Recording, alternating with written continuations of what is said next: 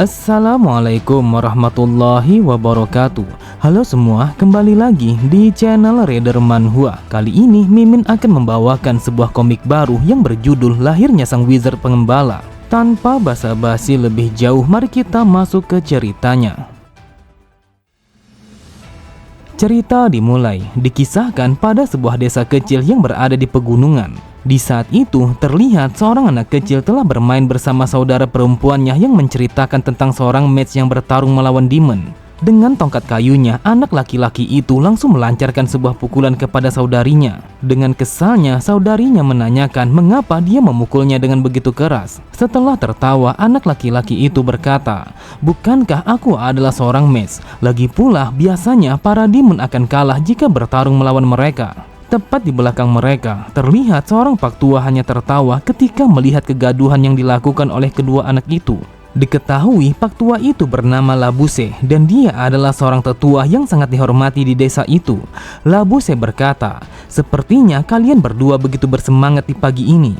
Melihat kedatangannya, anak laki-laki itu berkata, "Kakek, bolehkah aku bertanya bagaimana caranya agar aku bisa menjadi seorang mage?" Labuse berkata, "Itu bukanlah sesuatu yang akan bisa kau dapatkan begitu saja.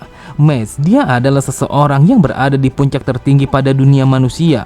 Mereka adalah para bangsawan dan juga para kesatria yang mendapatkan kekuatan secara temurun. Jadi sangat disayangkan kalau kalian sama sekali tidak akan bisa menjadi seorang mage meskipun kalian sudah berusaha dengan sangat keras." Tepat di sampingnya, salah satu dari mereka berkata, "Tetua, entah mengapa kau mengatakan sesuatu yang seperti itu kepada anak kecil. Bukankah hal itu hanya akan membuat mereka menjadi tidak bersemangat?"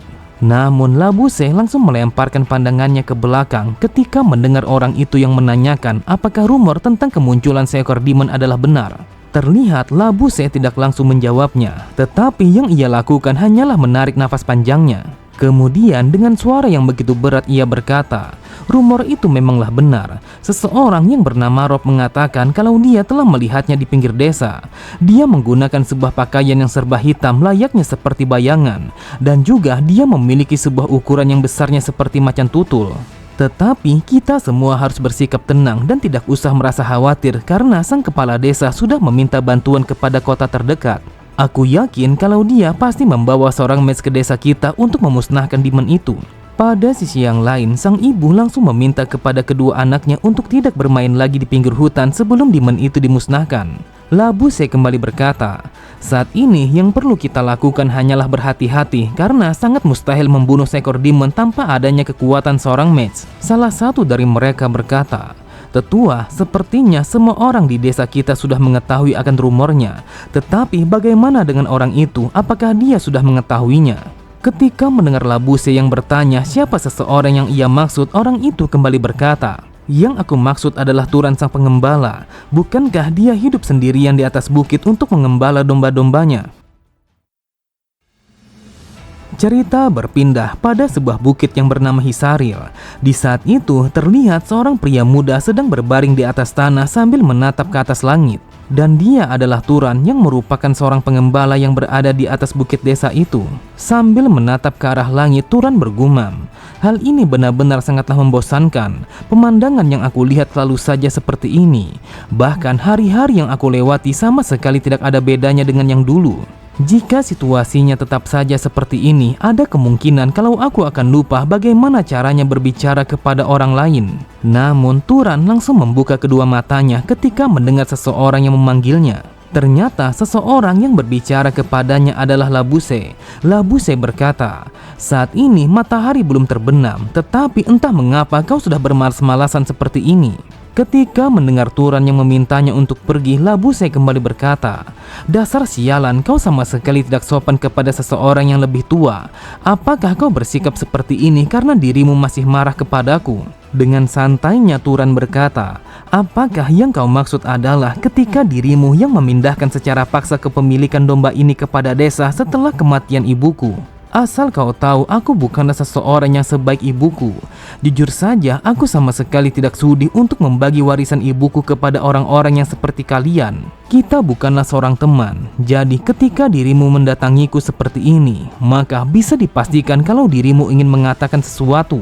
Sontak Labuse sangatlah marah karena ia merasakan kalau dia sudah dihina oleh Turan. Labuse berkata, "Aku datang ke tempat ini karena aku ingin mengatakan kepadamu, saat ini seekor demon telah muncul di pinggir desa."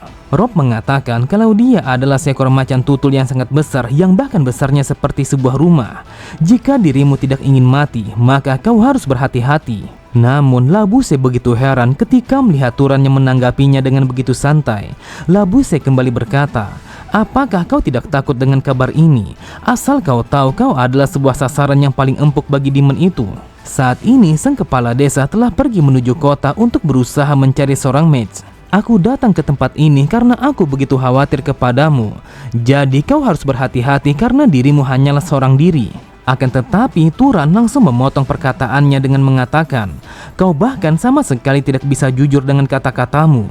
Akan lebih baik kau mengatakan kalau dirimu sangat khawatir kepada semua dombaku. Jadi pergilah sekarang juga dari hadapanku karena aku sama sekali tidak ingin melihatmu lagi. Apakah kau sadar kalau mulutmu begitu busuk sampai-sampai baunya telah menusuk ke hidungku?" Karena Labuse begitu kesal, tanpa mengatakan sepatah kata pun ia pun langsung pergi meninggalkan tempat itu.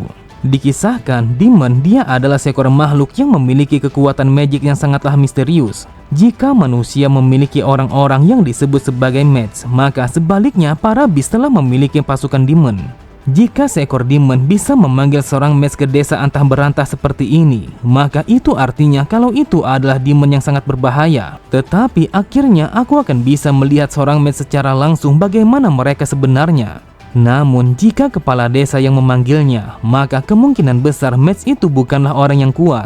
Meskipun seperti itu, tetapi tetap saja aku begitu penasaran sekuat apa kekuatan mereka. Namun tiba-tiba saja Turan langsung terdiam ketika mencium sebuah aroma yang terbawa oleh angin.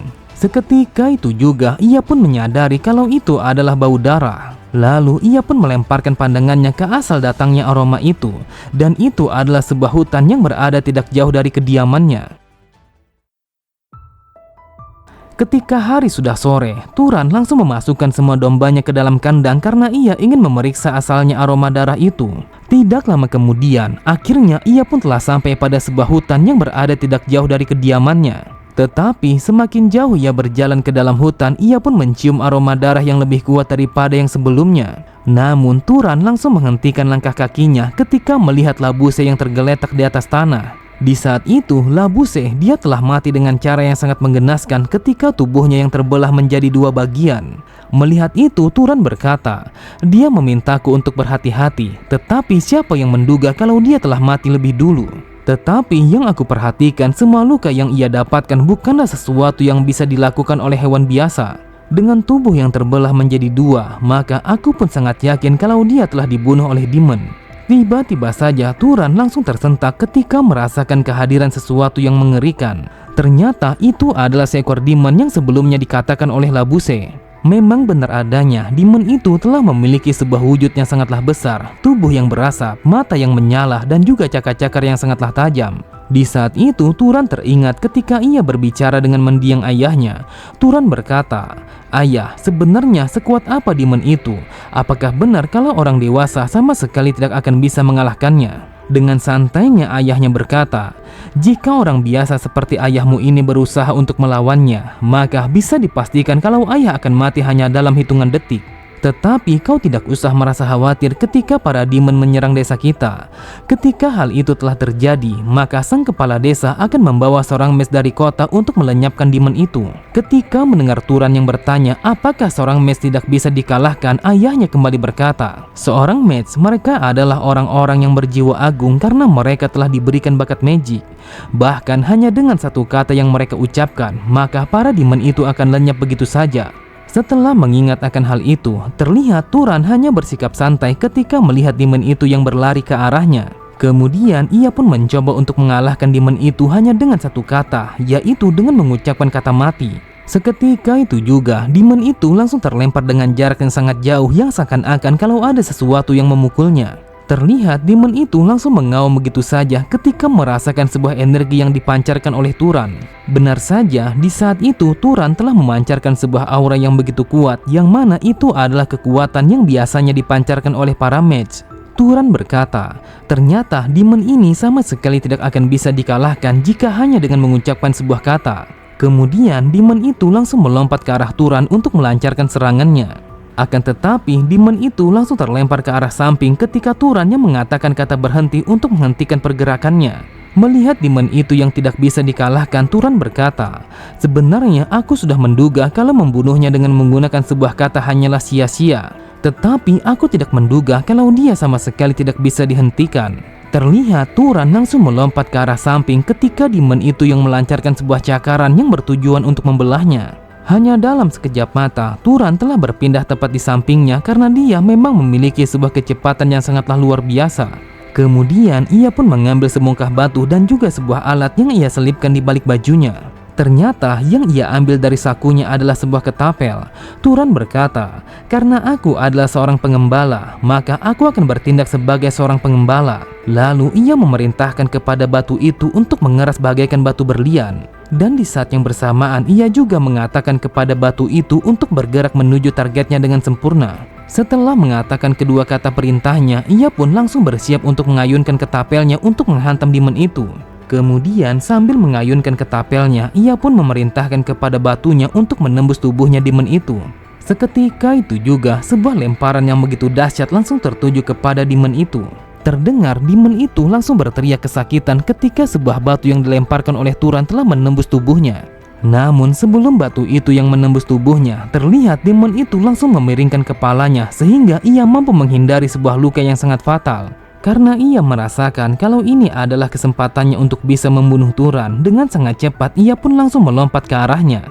Akan tetapi tanpa ia sadari, sebuah batu yang sebelumnya dilemparkan oleh Turan telah berada tepat di atas kepalanya. Kemudian Turan langsung memerintahkan kepada batunya untuk menargetkan kepalanya demon itu. Seketika itu juga batunya langsung menghujam demon itu dengan sangat cepat sehingga kepalanya langsung berlubang begitu saja. Setelah kematian demon itu, Turan berkata, jujur saja ini adalah pertama kalinya aku menggunakan metode itu kepada seekor demon. Tetapi karena bangkainya akan menimbulkan bau busuk yang sangat menyengat, maka aku harus membuangnya ke bawah jurang. Dasar sialan, entah mengapa secara tidak sengaja aku membantu penduduk desa tanpa pamrih seperti ini. Sebenarnya aku adalah seorang mes dan ini sama sekali tidak diketahui oleh siapapun. Ketika aku masih kecil, aku pun sudah sadar kalau aku telah memiliki kekuatan khusus. Bahkan ketika aku sudah berusia 10 tahun, aku pun sudah bisa mengangkat semua benda yang berada di sekitarku dengan begitu mudah. Dengan bangganya, Turan mengatakan kepada ibunya kalau dia bisa mengangkat semua benda yang ia inginkan. Akan tetapi ibunya sangatlah terkejut sampai-sampai sebuah tongkat yang ia genggam langsung terlepas begitu saja. Sambil berlari, Turan mengatakan kalau dia bisa membuat api hanya dengan sebuah kata. Bahkan ia juga mengatakan kalau dia bisa memanggil hembusan angin dengan sesuka hati. Namun Turan langsung terdiam ketika mendengar ibunya yang memintanya untuk menghentikan kekuatan itu. Di saat itu Turan masih mengingat dengan begitu jelas bagaimana sebuah amarah yang ditunjukkan oleh ibunya. Dan itu adalah pertama kalinya ia melihat ibunya yang marah seperti itu.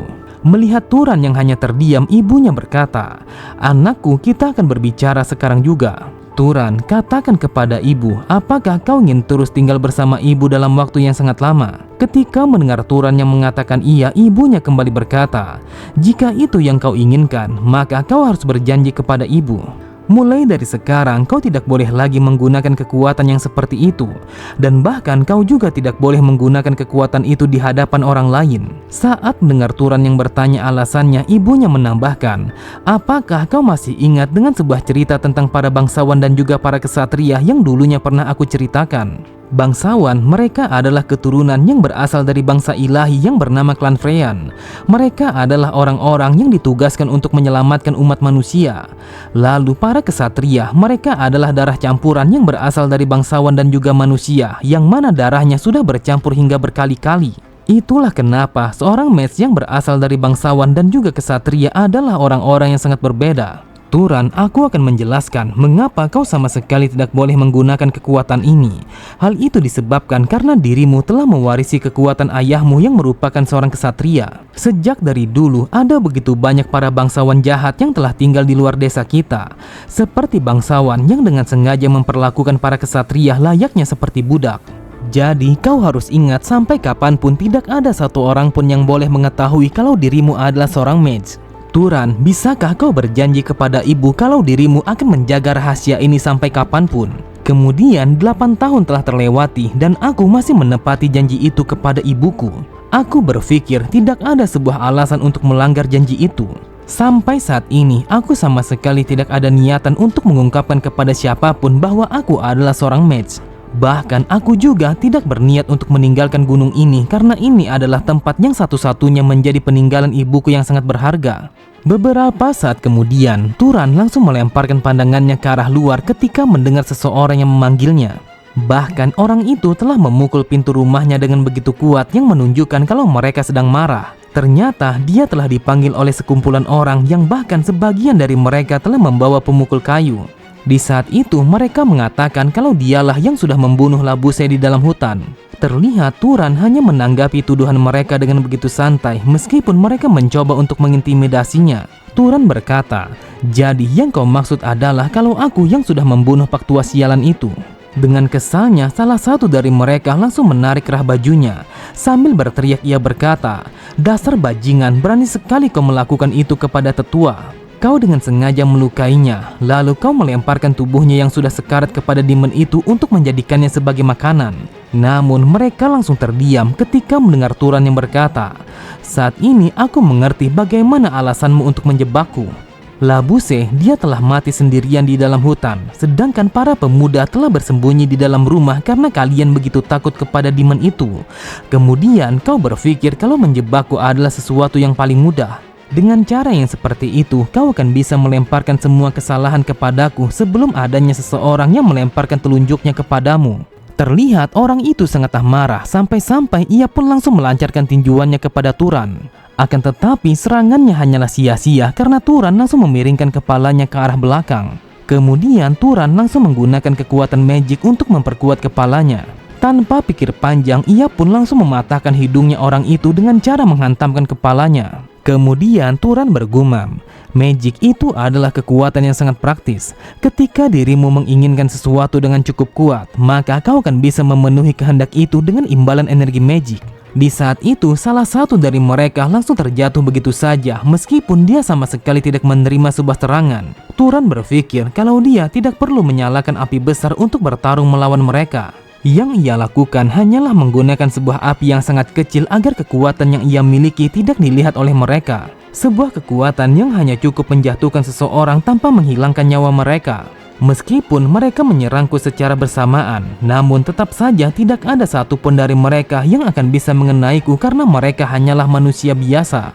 Selama 8 tahun ini, aku telah berusaha menyembunyikan jati diriku sebagai seorang mage. Setelah mengalahkan mereka semua, Turan berkata, "Jika kalian masih memiliki cukup tenaga untuk bertarung, sepertinya akan lebih baik kalau kalian menggunakannya untuk memberikan pemakaman yang layak kepada Labuse." Kemudian ia pun melemparkan pandangannya kepada para wanita yang berada di kejauhan. Lalu Turan berkata, "Apakah kalian datang untuk bertarung juga melawanku?" Ketika mendengar mereka yang mengatakan tidak, ia pun memerintahkan kepada mereka untuk pergi dari hadapannya sambil membawa para lelaki yang sudah terkapar. Setelah menyingkirkan mereka semua, Turan langsung kembali ke rumahnya. Ia bergumam, "Saat ini aku tidak bisa lagi untuk pergi ke desa. Ketika aku mencoba untuk berdagang, sudah pasti mereka akan menggunakan alasan ini untuk menawar daganganku dengan begitu rendah. Namun jika mereka tetap saja seperti ini, maka aku akan memberikan pelajaran kepada mereka dan juga membuat kesepakatan yang adil. Saat ini aku pun sudah memberikan pelajaran yang layak kepada mereka. Jadi seharusnya mereka tidak akan kembali lagi ke tempat ini untuk membuat keributan." Namun Turan langsung membalikan badannya ke arah pintu ketika mendengar seseorang yang mengetuk pintu rumahnya. Sambil membuka pintu rumahnya, Turan berkata, "Dasar sialan, apakah kalian benar-benar ingin mati?" Akan tetapi Turan langsung terdiam ketika melihat seseorang yang sama sekali tidak ia kenal telah berdiri di hadapannya. Ketika mendengar Turan yang bertanya siapa sebenarnya orang itu, ia pun berkata, "Aku berharap kalau dirimu akan bisa membantuku selama aku di perjalanan. Tetapi sepertinya aku sudah datang di waktu yang kurang tepat." Terlihat Turan hanya terdiam, lalu ia pun meminta maaf kepada orang itu. Turan mengatakan kalau ada beberapa orang yang datang ke tempatnya untuk membuat keributan. Setelah mengatakan itu, Turan bergumam, apakah ini adalah bahasa sopan seperti yang diajarkan oleh ibuku? Sebenarnya hal ini terasa aneh karena aku sama sekali tidak pernah berkata sopan kepada para penduduk. Tetapi yang aku perhatikan, dia adalah pengembara yang membawa sebuah pedang di tempat pedalaman yang seperti ini. Kemudian Turan berkata, jika dirimu ingin mencari penginapan, maka masuklah sekarang juga. Beberapa saat kemudian, Turan langsung menghidangkan berbagai macam makanan kepada orang itu. Sambil menikmati hidangannya, orang itu berkata, sebelumnya kau mengatakan kalau dirimu sama sekali tidak pernah melihat orang asing. Jadi apakah itu memang benar? Turan berkata, aku dilahirkan dan juga dibesarkan oleh orang tuaku di bukit ini. Jadi aku telah hidup sebagai pengembala pada sepanjang hidupku. Selain itu juga para pengembara sangat jarang melewati desa kami. Terlihat orang itu langsung menyipitkan kedua matanya ketika melihat bagaimana setiap gerak yang ditunjukkan oleh Turan. Sambil memperhatikan Turan yang sedang minum, orang itu kembali berkata, bagi seseorang yang mengaku sebagai pengembala, kau memiliki sebuah etika yang sangat baik. Sepertinya kau mendapatkan pendidikan yang sangat baik dari orang tuamu, sampai-sampai cara makanmu sama seperti para bangsawan. Ketika mendengar Turan yang mengatakan kalau dia telah diajarkan etika itu oleh mendiang ibunya, orang itu berkata, aku yakin kalau ibumu telah beristirahat dengan damai bersama para dewa. Turan, sekali lagi aku ingin mengucapkan rasa terima kasihku kepadamu karena dirimu sudah membantuku dengan begitu baik. Mendengar itu, Turan berkata, aku hanya hidup dengan seperti yang diajarkan oleh ibuku. Tetapi jika boleh aku tahu apa alasanmu untuk datang ke desa yang sangat jauh seperti ini? Orang itu berkata, aku datang ke tempat ini karena aku telah menerima sebuah permintaan untuk memburu seekor demon yang berada di dalam hutan. Terlihat Turan langsung terdiam ketika mendengar orang itu yang mengatakan kalau dia adalah seorang mes yang dipanggil oleh kepala desa. Kemudian orang itu kembali berkata, Turan, bolehkah aku bertanya sesuatu kepadamu? Sebenarnya aku merasakan kehadiran seekor demon pada wilayah ini. Akan tetapi entah mengapa aku sama sekali tidak bisa menemukannya ketika aku mengitari hutan ini. Namun yang lebih anehnya lagi adalah, bukankah kau sudah tahu kalau seekor demon telah berkeliaran di luar sana? Bahkan sang kepala desa sudah memberikan peringatan kepadamu. Tetapi bagaimana bisa kau masih saja bersikap tenang seperti ini? Jika seekor demon sedang mengincar seseorang, maka dirimu akan menjadi target pertamanya di desa ini. Jadi, apakah kau sama sekali tidak merasa takut? Aku tidak yakin kalau ini adalah keberanian dari seorang pengembala yang belum pernah sekalipun meninggalkan desanya. Jadi, katakan kepadaku siapa sebenarnya dirimu itu. Di saat itu, ia menatap Turan dengan tatapan mata yang sangat tajam yang seolah-olah kalau dia mencurigainya. Dan di saat yang bersamaan, Turan langsung mengingat ketika ia berbicara kepada ibunya. Turan berkata, ibu, mengapa orang lain sama sekali tidak boleh mengetahui kalau aku adalah seorang mage? Ibunya berkata, para bangsawan mereka adalah orang-orang yang sangat jahat. Jika para bangsawan diibaratkan seperti pengembala, maka para kesatria bisa dikatakan seperti anjing pengembala. Mungkin mereka akan dihargai oleh bangsawan seperti keluarga ketika mereka dibutuhkan. Tetapi ketika mereka sudah tidak lagi diperlukan, maka mereka akan dijual atau bahkan dikorbankan. Sejak dari dulu, aku sama sekali tidak ingin kalau anakku akan menjadi seperti mereka. Itulah sebabnya aku memintamu untuk merahasiakan hal itu kepada siapapun. Turan, dengarkan aku baik-baik. Kau tidak boleh membiarkan siapapun mengetahui kalau dirimu adalah seorang mage. Jika mage lain telah mengetahuinya, maka bisa dipastikan kalau mereka akan memisahkan kita berdua. Kemudian dirimu akan dijadikan seperti seekor anjing pengembala yang akan bisa dibuang kapan saja. Jadi agar hal itu sama sekali tidak terjadi dan dirimu sama sekali tidak diketahui oleh mereka sebagai seorang mage, maka aku akan mengizinkan kalau dirimu boleh membunuh mereka semua. Ketika melihat Turan yang hanya terdiam, orang itu berkata, entah mengapa kau sama sekali tidak menjawab pertanyaanku. Namun lagi dan lagi Turan sama sekali tidak mengucapkan sepatah kata pun. Bahkan ia hanya menatapnya dengan tatapan mata yang sangat datar. Sambil tertawa tipis, ia kembali berkata, dengan ekspresi yang seperti itu kau sudah membuatku merasa tidak nyaman karena bercanda yang seperti ini. Turan berkata, aku minta maaf sudah membuatmu merasa tidak nyaman, tetapi aku bukanlah seseorang yang suka bercanda. Jujur saja, ini adalah pertama kalinya aku menerima sebuah candaan dari seorang mage sepertimu. Orang itu berkata, "Yang aku perhatikan, reaksimu benar-benar sangatlah menarik, sampai-sampai Pak Tua ini telah terbawa suasana." Sambil mengulurkan tangan kanannya, orang itu kembali berkata, "Jika dipikir-pikir, kita berdua bahkan sama sekali belum berkenalan. Namaku adalah Korun dan aku adalah seorang pengembara." Sama halnya dengan Turan, di saat itu mereka berjabat tangan untuk memperkenalkan diri mereka masing-masing. Ketika mendengar Korun yang mengatakan kalau dia sudah berusia 75 tahun, Turan berkata, "Bagaimana mungkin usiamu sudah sejauh ini, sedangkan kau sama sekali tidaklah setua itu?" Korun berkata, "Bagi seorang mage, umur mereka akan bertambah lebih lambat jika dibandingkan orang biasa. Itulah sebabnya kami memiliki kehidupan yang lebih lama di dalam dunia ini." Terlihat Turan begitu bersemangat setelah mendengar sesuatu yang tidak pernah ia ketahui.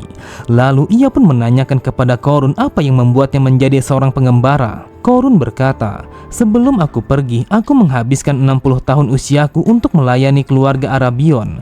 Tetapi di ujung usiaku yang aku inginkan hanyalah berkelana kepada semua tempat yang tidak pernah aku kunjungi sebelumnya." Sambil tersenyum, Turan bergumam, "Ini adalah pertama kalinya aku berbicara kepada orang lain dengan terbebas dari niatan yang buruk. Jadi, apakah seperti ini sesuatu yang disebut sebagai rasa senang?" Waktu pun terus berjalan dan tidak terasa mereka berbicara sehingga melupakan akan waktu.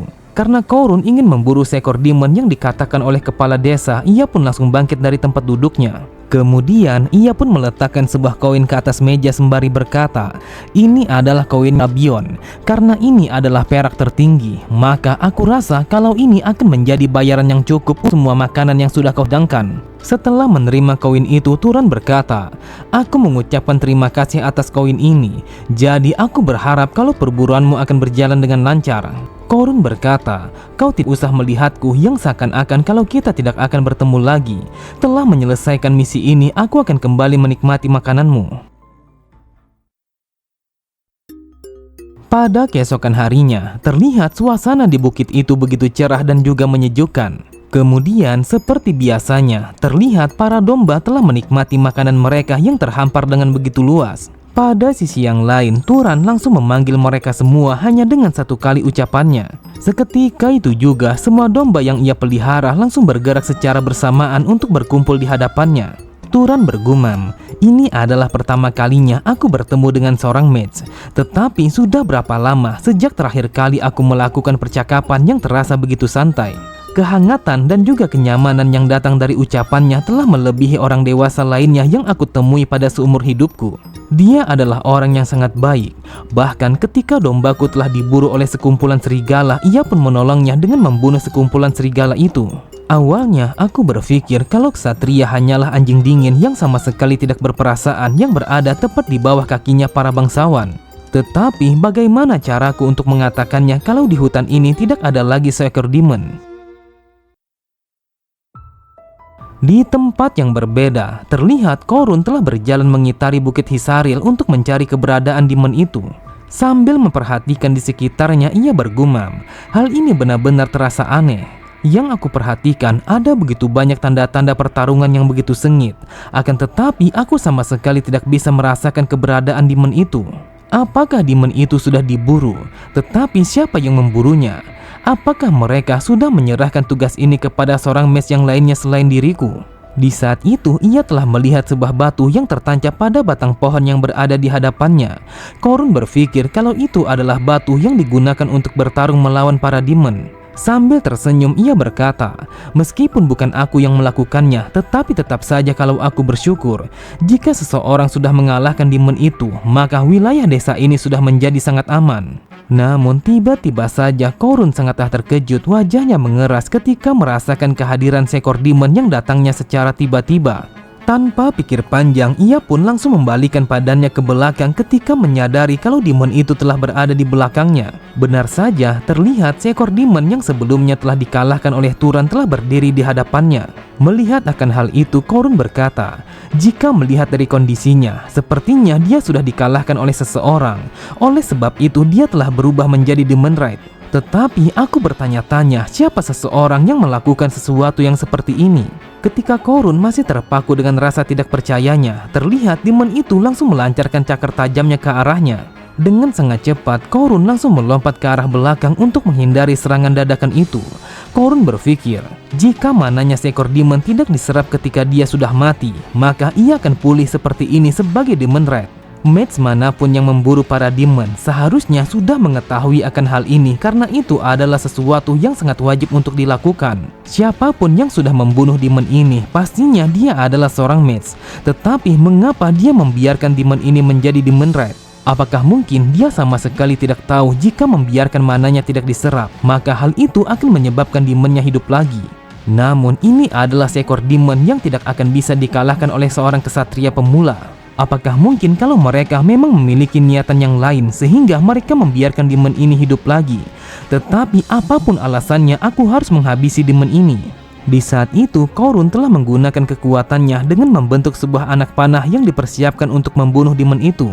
Tanpa pikir panjang, ia pun langsung menembakkan anak panahnya sehingga panahnya langsung melesat dengan sangat cepat. Namun Korun sangatlah terkejut ketika panahnya diperkuat dengan magic langsung menghilang begitu saja. Melihat itu, Korun bergumam, dasar sialan, dia mampu menetralkan serangan magic yang aku tembakkan kepadanya. Apakah itu artinya kalau energi yang dimiliki oleh demon ini telah melampaui kekuatanku? Terlihat Korun semakin terkejut ketika mengetahui kalau demon itu telah menghilang begitu saja bagaikan ditelan bumi. Sambil memperhatikan di sekitarnya, Korun berpikir, jadi demon itu dia berniat membalas magicku dengan menggunakan sebuah magic. Aku harus waspada karena dia adalah demon yang lebih pintar daripada para demon yang sudah aku buru selama ini. Akan tetapi tanpa ia sadari, demon itu sudah berada di belakangnya ketika ia muncul dari dalam bayang-bayang. Dengan sangat cepat, demon itu langsung melancarkan sebuah cakaran yang mengenai tangan Korun. Bahkan saking tajamnya cakaran itu sampai-sampai tangannya telah mengalami luka robek yang cukup dalam. Sambil menahan rasa sakitnya, Korun bergumam, ini bukanlah level yang akan bisa ditangani oleh seorang kesatria biasa. Setidaknya kau harus berada di level bangsawan berpangkat rendah agar bisa memberikan perlawanan kepada demon ini. Siapa yang menyangka kalau aku akan menghadapi demon red pada level yang seperti ini di dalam sebuah desa yang sangat terpencil? Apakah petualanganku hanya sampai sejauh ini untuk bisa berkeliling mengitari semua tempat yang belum pernah aku kunjungi? Tetapi apakah kau pikir kalau aku akan mundur begitu saja tanpa adanya perlawanan? Meskipun aku harus mati di tempat ini, akan tetapi aku akan membawamu bersamaku ke dalam api neraka. Sambil menggunakan kekuatannya yang tersisa, Korun berkata, aku akan mengalirkan semua mana yang aku miliki kepada satu titik yang berada di tanganku. Jika aku bisa mengenainya ketika dia mencoba untuk menyerangku, maka aku memastikan kalau dia akan mati bersamaku. Di saat itu, Korun sama sekali tidak ragu untuk mengarahkan segala kekuatannya untuk menghancurkan demon itu, meskipun ia melakukannya dengan mempertaruhkan nyawanya sendiri. Pada sisi yang lain, terlihat sebuah cahaya yang begitu terang telah menyinari kegelapan hutan itu. Kemudian, hanya dalam sekejap mata, cahaya yang berkilau itu langsung menghantam demon itu dengan begitu telak sehingga menghancurkan kepalanya. Terlihat Korun sangatlah terkejut, ia sama sekali tidak percaya dengan apa yang dilihat oleh kedua matanya. Korun bertanya-tanya dari mana asalnya serangan itu. Bahkan serangan yang sangat misterius itu mampu melumpuhkan demon red yang begitu sulit untuk ia kalahkan. Namun Korun langsung melemparkan pandangannya ke arah samping ketika mendengar Turan yang menanyakan apakah dia baik-baik saja. Melihat itu, Korun berkata, ternyata sebuah candaan dari seorang pengembala bisa membuatku merasa terkejut seperti ini. Turan, aku tidak menduga kalau dirimu ternyata adalah seorang mage. Di saat itu, Turan telah menggunakan ketapel andalannya untuk menumbangkan demon itu dari arah kejauhan.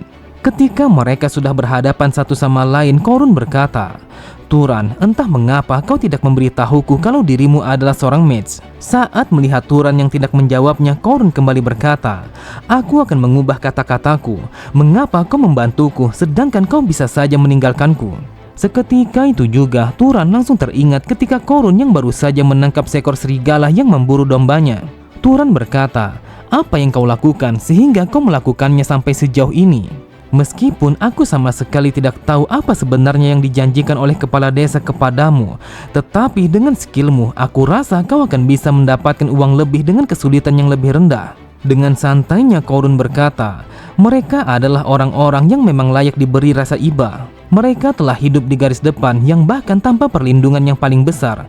Itulah sebabnya aku merasa begitu iba kepada mereka. Ketika mendengar Turan yang mengatakan kalau itu bukanlah kesalahannya, Korun kembali berkata, siapapun yang terlahir sebagai Mace telah mewarisi kekuatan para dewa. Jadi sudah sewajarnya kalau mereka harus hidup dengan kebanggaan untuk melindungi mereka yang tidak memiliki kekuatan. Tentu saja tidak semua orang akan berpikir sama sepertiku, karena setiap orang yang hidup di dalam dunia ini akan memiliki cara berpikir dan juga cara hidup masing-masing. Setelah mengingat akan hal itu sambil tersenyum, Turan berkata, bukankah kau mengatakan semua orang telah memiliki kehidupan mereka masing-masing untuk dijalani? Namun tiba-tiba saja mereka berdua langsung melompat ke arah belakang ketika demon itu yang melancarkan serangannya kepada mereka. Korun berkata, dengarkan aku baik-baik. Dia adalah makhluk yang berada pada tingkatan yang tidak akan bisa kita atasi. Setidaknya kau harus berada pada tingkatan Mace bangsawan untuk bisa menghadapinya. Jadi pergilah sekarang juga untuk mengevakuasi para penduduk. Selagi dirimu menolong mereka semua, maka aku akan mencoba untuk menahan demon ini dengan sebisa mungkin. Setelah mengatakan itu, ia bergumam, aku berbicara yang seakan-akan kalau aku bisa melakukannya. Namun sebenarnya aku sama sekali tidak tahu butuh berapa lama aku bisa menahannya. Akan tetapi Korun begitu heran ketika mendengar Turan yang mengatakan kalau mereka akan baik-baik saja. Turan berkata, jika seranganku yang sebelumnya telah mendarat seperti yang aku pikirkan, aku rasa kalau kita akan baik-baik saja. Mendengar itu, Korun berpikir, apakah yang ia maksud kalau itu bukanlah kekuatannya yang sepenuhnya? Bagaimana mungkin seorang kesatria muda yang bersembunyi di pegunungan bisa memburu demon red yang biasanya hanya bisa diatasi oleh para bangsawan? Di saat itu, seorang kesatria bernama Korun yang sudah terasah oleh pertarungan berpikir, apa yang ia lihat saat ini bukan hanya pertemuan kecil yang kebetulan ia buat di pinggir desa. Bukan pula keberanian yang sangat ceroboh dari seorang kesatria muda yang mencoba melarikan diri dari sergapan para bangsawan. Tetapi apa yang saat ini ia saksikan adalah mungkin saja akan menjadi sebuah awal dari seorang Mace yang akan membalikan dunia ini. Terlihat Turan langsung menggunakan kekuatannya untuk menerbangkan semua batu yang berada di sekitarnya. Lalu sambil tersenyum ia berkata, sebenarnya aku juga sangat penasaran sampai mana sebenarnya batasanku. Tepat di sampingnya, Korun berkata, aku tidak akan membiarkanmu untuk melakukannya. Tidak peduli bagaimana bakatmu itu, tetapi dia adalah makhluk yang sangat tangguh untuk kau lawan. Jadi yang perlu kita lakukan adalah untuk mengalahkannya secara bersamaan. Namun Korun kembali terdiam ketika melihat sebuah serangan yang dilancarkan oleh Turan langsung menghajar demon itu secara bertubi-tubi. Melihat itu, Korun bergumam, dasar sialan, sepertinya saat ini aku hanya menjadi beban. Aku bahkan sama sekali tidak bisa bereaksi atas serangan yang sebelumnya. Saat ini aku tidak bisa berbuat apa-apa. Jadi apa yang harus aku lakukan sekarang adalah untuk membuatnya mengembangkan bakatnya. Terlihat Turan begitu heran ketika menyadari kalau serangannya masih belum mampu untuk mengalahkan demon itu. Kemudian ia pun langsung melompat ke arah samping ketika demon itu yang melancarkan serangan balik kepadanya. Pada sisi yang lain, Korun mengatakan kalau dia sama sekali tidak akan bisa mengalahkannya apabila hanya mengandalkan serangan fisik. Mendengar itu, Turan berkata, jika aku tidak bisa mengalahkannya dengan menggunakan serangan fisik, lantas dengan apa aku bisa membunuhnya? Saat mendengar Korun yang mengatakan kalau dia harus menggunakan api ataupun petir, terlihat Turan langsung berkonsentrasi untuk menggunakan salah satu dari kekuatan itu. Seketika itu juga kobaran api langsung menyambar demon itu. Namun tetap saja serangannya sama sekali tidak mempan terhadap demon itu. Korun berkata, bukan api itu yang aku maksud, tetapi sebuah api yang tidak bisa dipadamkan. Setelah mengatakan itu, ia bergumam, untuk menerapkan kekuatan magic kepada makhluk hidup yang lainnya, maka kita harus menerapkan kausalitas yang tepat karena itu adalah syarat yang paling dasar. Jangan bilang kalau dia sama sekali tidak tahu ilmu dasar tentang bagaimana teori para mage. Namun tiba-tiba saja Korun menyadari akan sesuatu. Ia berpikir, apakah mungkin kalau dia adalah orang yang sudah membunuh demon itu dan membiarkannya begitu saja sehingga dia berubah menjadi demon red? Jika memang seperti itu, apakah itu artinya kalau dia sama sekali tidak pernah menyerap mana pada sepanjang hidupnya? Tetapi meskipun dia tidak pernah menyerap mana, namun tetap saja dia sudah menjadi sekuat itu. Kemudian sambil berteriak, Korun berkata, kau tidak usah menyalakan api, akan tetapi yang harus kau lakukan adalah membuatnya. Lalu kau harus menembakkan apinya kepada demon itu. Mendengar arahannya, Turan langsung menciptakan sebuah api pada tangan kanannya. Korun bergumam, bagi seorang mage membuat sebuah api seharusnya bukanlah sesuatu yang sulit, tetapi untuk bisa mengendalikan api itu akan membutuhkan latihan yang berbeda. Tetapi anak ini dia mampu menguasainya hanya dalam hitungan detik dan itu benar-benar sangatlah luar biasa. Setelah memperkuat bola apinya, Turan langsung menembakkan kobaran api itu kepada Demon Red sehingga tubuhnya langsung terbakar dengan sangat hebat. Terdengar Demon itu langsung meraung kesakitan dan berusaha untuk memadamkannya. Pada sisi yang lain, Korun berkata, kau harus menuangkan manamu ke dalam api secara bertahap agar ia tidak padam. Dan juga kau harus membakar segalanya dari setiap unsur yang dimiliki oleh demon itu. Dengan tatapan mata yang sangat tajam, Turan langsung memperkuat mananya untuk membakar demon itu sampai habis agar ia tidak bisa bangkit lagi. Setelah memberikan arahan kepada Turan, Korun berpikir, akhirnya kita berhasil mengalahkan demon itu.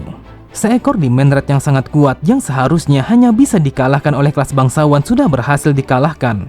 Bahkan yang mengalahkan demon itu tidak lain adalah seorang pengembala yang berdiam di atas pegunungan. Kemudian Turan berkata, jika dirimu tidak ingin bertemu lagi dengan Demon Red yang lainnya, maka kau harus menghisap mana itu terlebih dahulu. Lalu ia pun memerintahkan kepada Turan untuk mengulurkan salah satu dari tangannya kepada bangkainya demon itu. Korun berkata, sekarang kau harus membayangkan kalau dirimu sedang menguras sesuatu dan menghisapnya ke dalam dirimu sendiri. Terlihat sebuah energi kehijauan langsung bergerak menuju ke tangannya yang seakan-akan kalau itu telah terhisap ke dalam tubuhnya. Namun Turan sangatlah terkejut ketika merasakan sebuah energi yang sangat besar telah bergejolak pada setiap urat yang berada di tubuhnya. Melihat Turan yang sangat terkejut, Korun berkata, sepertinya kau sudah merasakan sebuah sensasi yang bergejolak di tubuhmu. Sampai saat ini aku bahkan sama sekali tidak percaya meskipun aku sudah melihatnya dengan kedua mataku sendiri.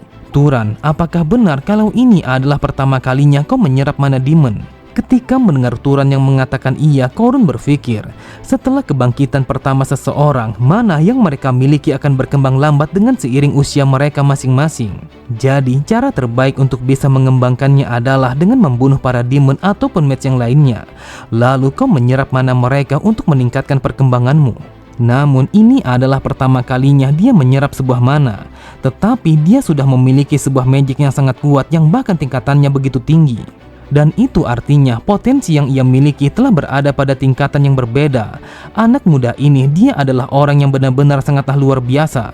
Kemudian sambil memberi hormat, Korun berkata, Turan, selama ini aku bersikap tidak sopan kepadamu. Jadi bolehkah aku bertanya apa nama keluargamu yang sebenarnya? Akan tetapi Korun langsung terdiam ketika mendengar Turan yang memintanya untuk mengobati lukanya dulu. Beberapa saat kemudian, setelah menerima pengobatan yang diberikan oleh Turan, Korun berkata, aku minta maaf atas kelancangan ini. Aku telah membuat seseorang yang sehebat dirimu untuk melakukan sesuatu yang seperti ini. Saat ini aku tidak bisa berkata lain selain meminta maaf kepadamu.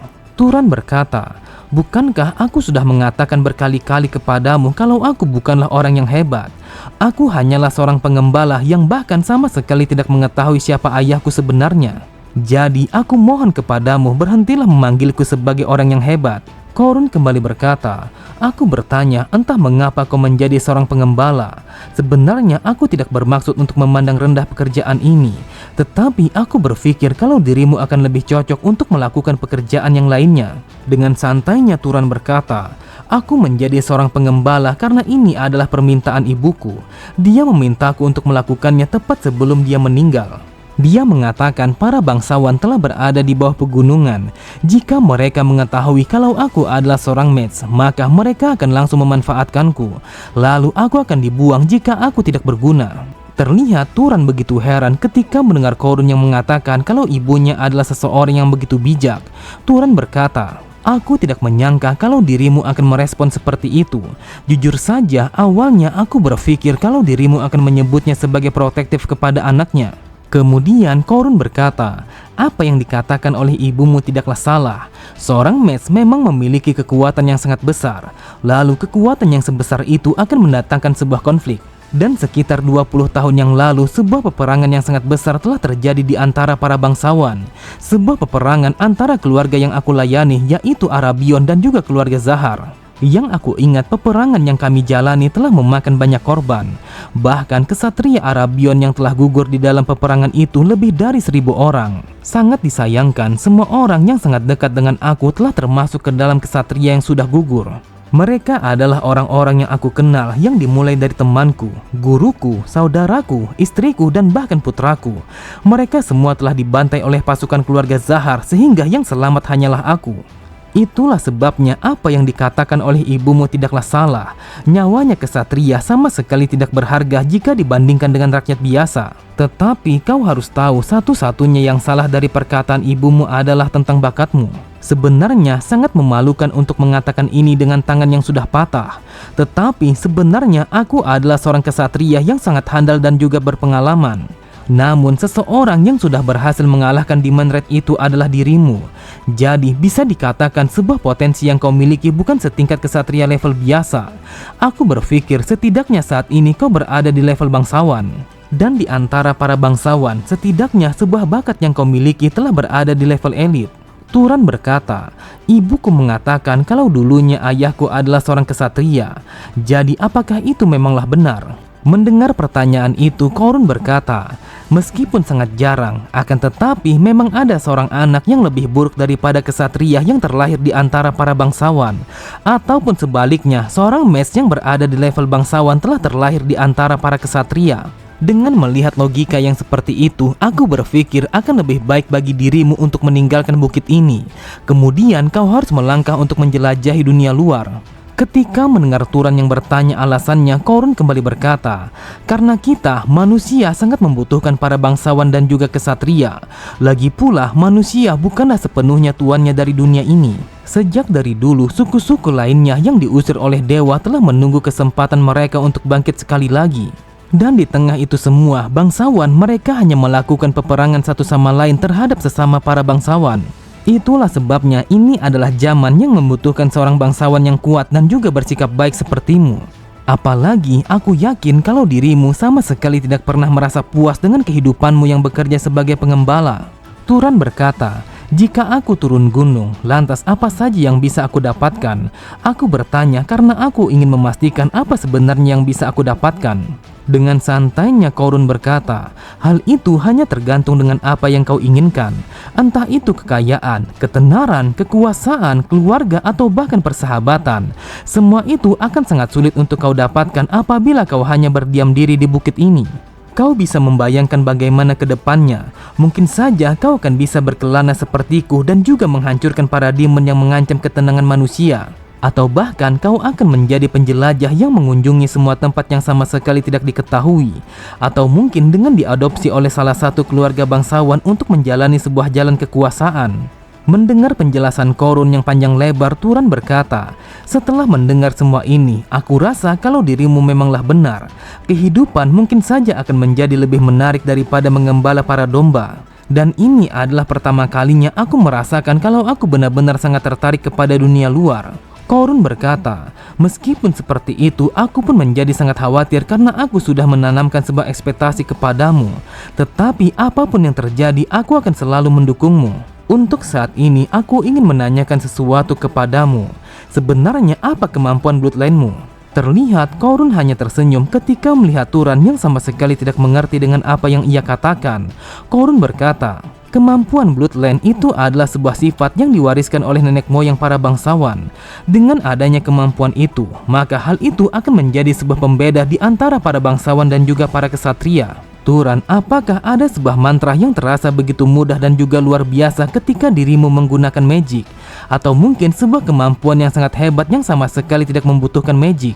Kau sama sekali tidak usah berpikir kalau dirimu tidak kuat. Dengan memiliki mana, maka hal itu sudah membuat kemampuan fisikmu jauh lebih kuat daripada manusia biasa. Turan berkata, saat ini aku memiliki penciuman yang sangat tajam yang bahkan bisa mencium dengan jarak yang sangat jauh. Dan juga aku sangat pandai dalam melempar batu. Mendengar itu, Korun berkata, jika indera penciumanmu sangatlah tajam, maka kau akan bisa menganggapnya sebagai kemampuan bloodline-mu. Tetapi dengan melempar senjata, itu adalah sebuah sifat yang berasal dari keluarga Arabion. Namun itu adalah sifat yang sangat umum karena itu memang sangat sering dimiliki oleh orang lain. Tetapi apalagi yang kau miliki saat ini? Namun Korun langsung terdiam, wajahnya memucat ketika mendengar Turan yang mengatakan sifat lain yang ia miliki. Dengan wajah yang begitu bingung, Turan bertanya apa yang terjadi kepadanya sampai-sampai ia bereaksi seperti itu. Setelah menarik nafas panjangnya, Korun berkata, "Sepertinya aku tahu keluarga mana yang paling mirip dengan kemampuan yang kau miliki saat ini. Mereka adalah keluarga yang sangat hebat yang bahkan sangat dikenal sebagai para pemburu. Dan juga mereka adalah keluarga yang aku lawan saat terjadinya peperangan bersama keluarga Arabion." Dengan suara yang terdengar begitu berat, Korun pun mengatakan kalau mereka adalah keluarga yang bernama Zahar. Sontak Turan sangatlah terkejut ketika mengetahui sebuah fakta kalau dia kemungkinan besar adalah salah satu dari keturunan keluarga Zahar.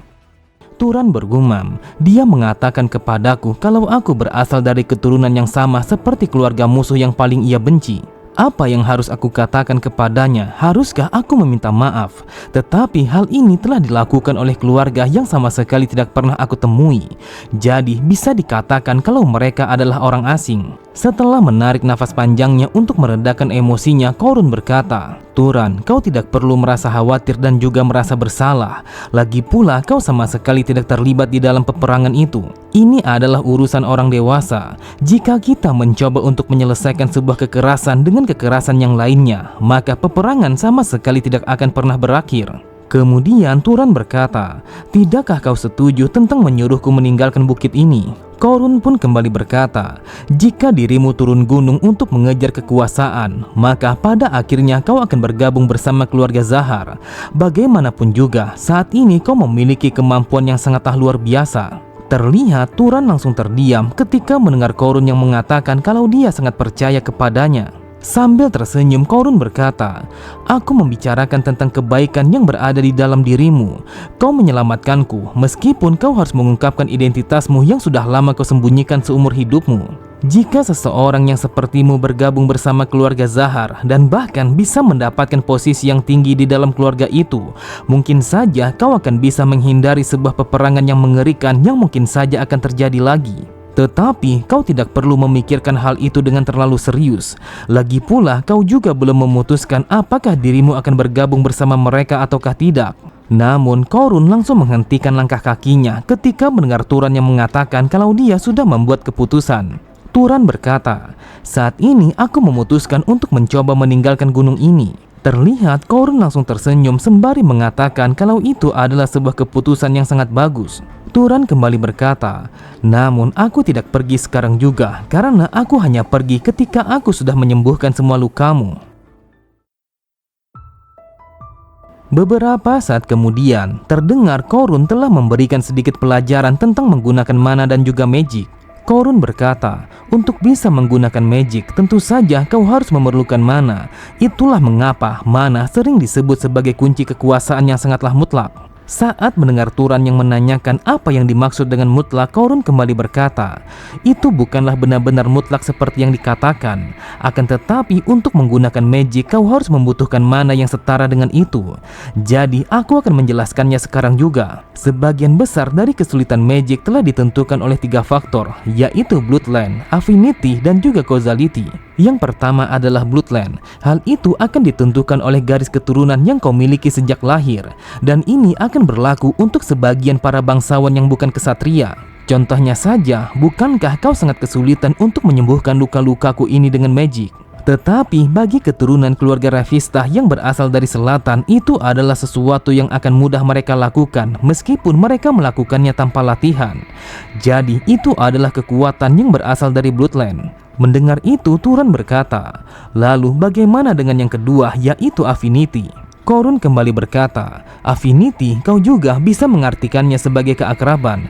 Itu adalah sebuah konsep di mana seorang mage akan lebih mudah melakukan sesuatu yang mereka sukai ataupun yang biasanya mereka lakukan." Turan pun bertanya, apakah itu sama seperti ketika dia membuat fireball yang seolah-olah kalau dia sedang melempar batu. Korun menambahkan, "Apa yang kau katakan memanglah benar. Mungkin saja jika dirimu hanya membuat nyala api, maka kau sama sekali tidak akan mencapai kecepatan dan juga daya tembak yang seperti itu. Lalu yang ketiga adalah causality. Tetapi jujur saja aku bahkan tidak bisa memahami soal ini dengan sepenuhnya. Turan, sekarang aku bertanya apa yang akan terjadi ketika dirimu yang mencoba untuk membunuhku dengan menggunakan mana?" Saat mendengar Turan yang mengatakan mungkin saja kepalanya akan bercahaya, Korun kembali berkata, itu adalah fenomena yang terjadi ketika kurangnya causality, ketika tidak ada sebuah sebab yang sangat tepat untuk menghasilkan yang diinginkan, dan ketika apa yang diperlukan untuk mencapai sesuatu yang menjadi sulit, maka itulah saatnya hal ini akan berlaku. Mendengar penjelasannya, Turan berkata, sepertinya aku mulai mengerti bagaimana cara kerja causality.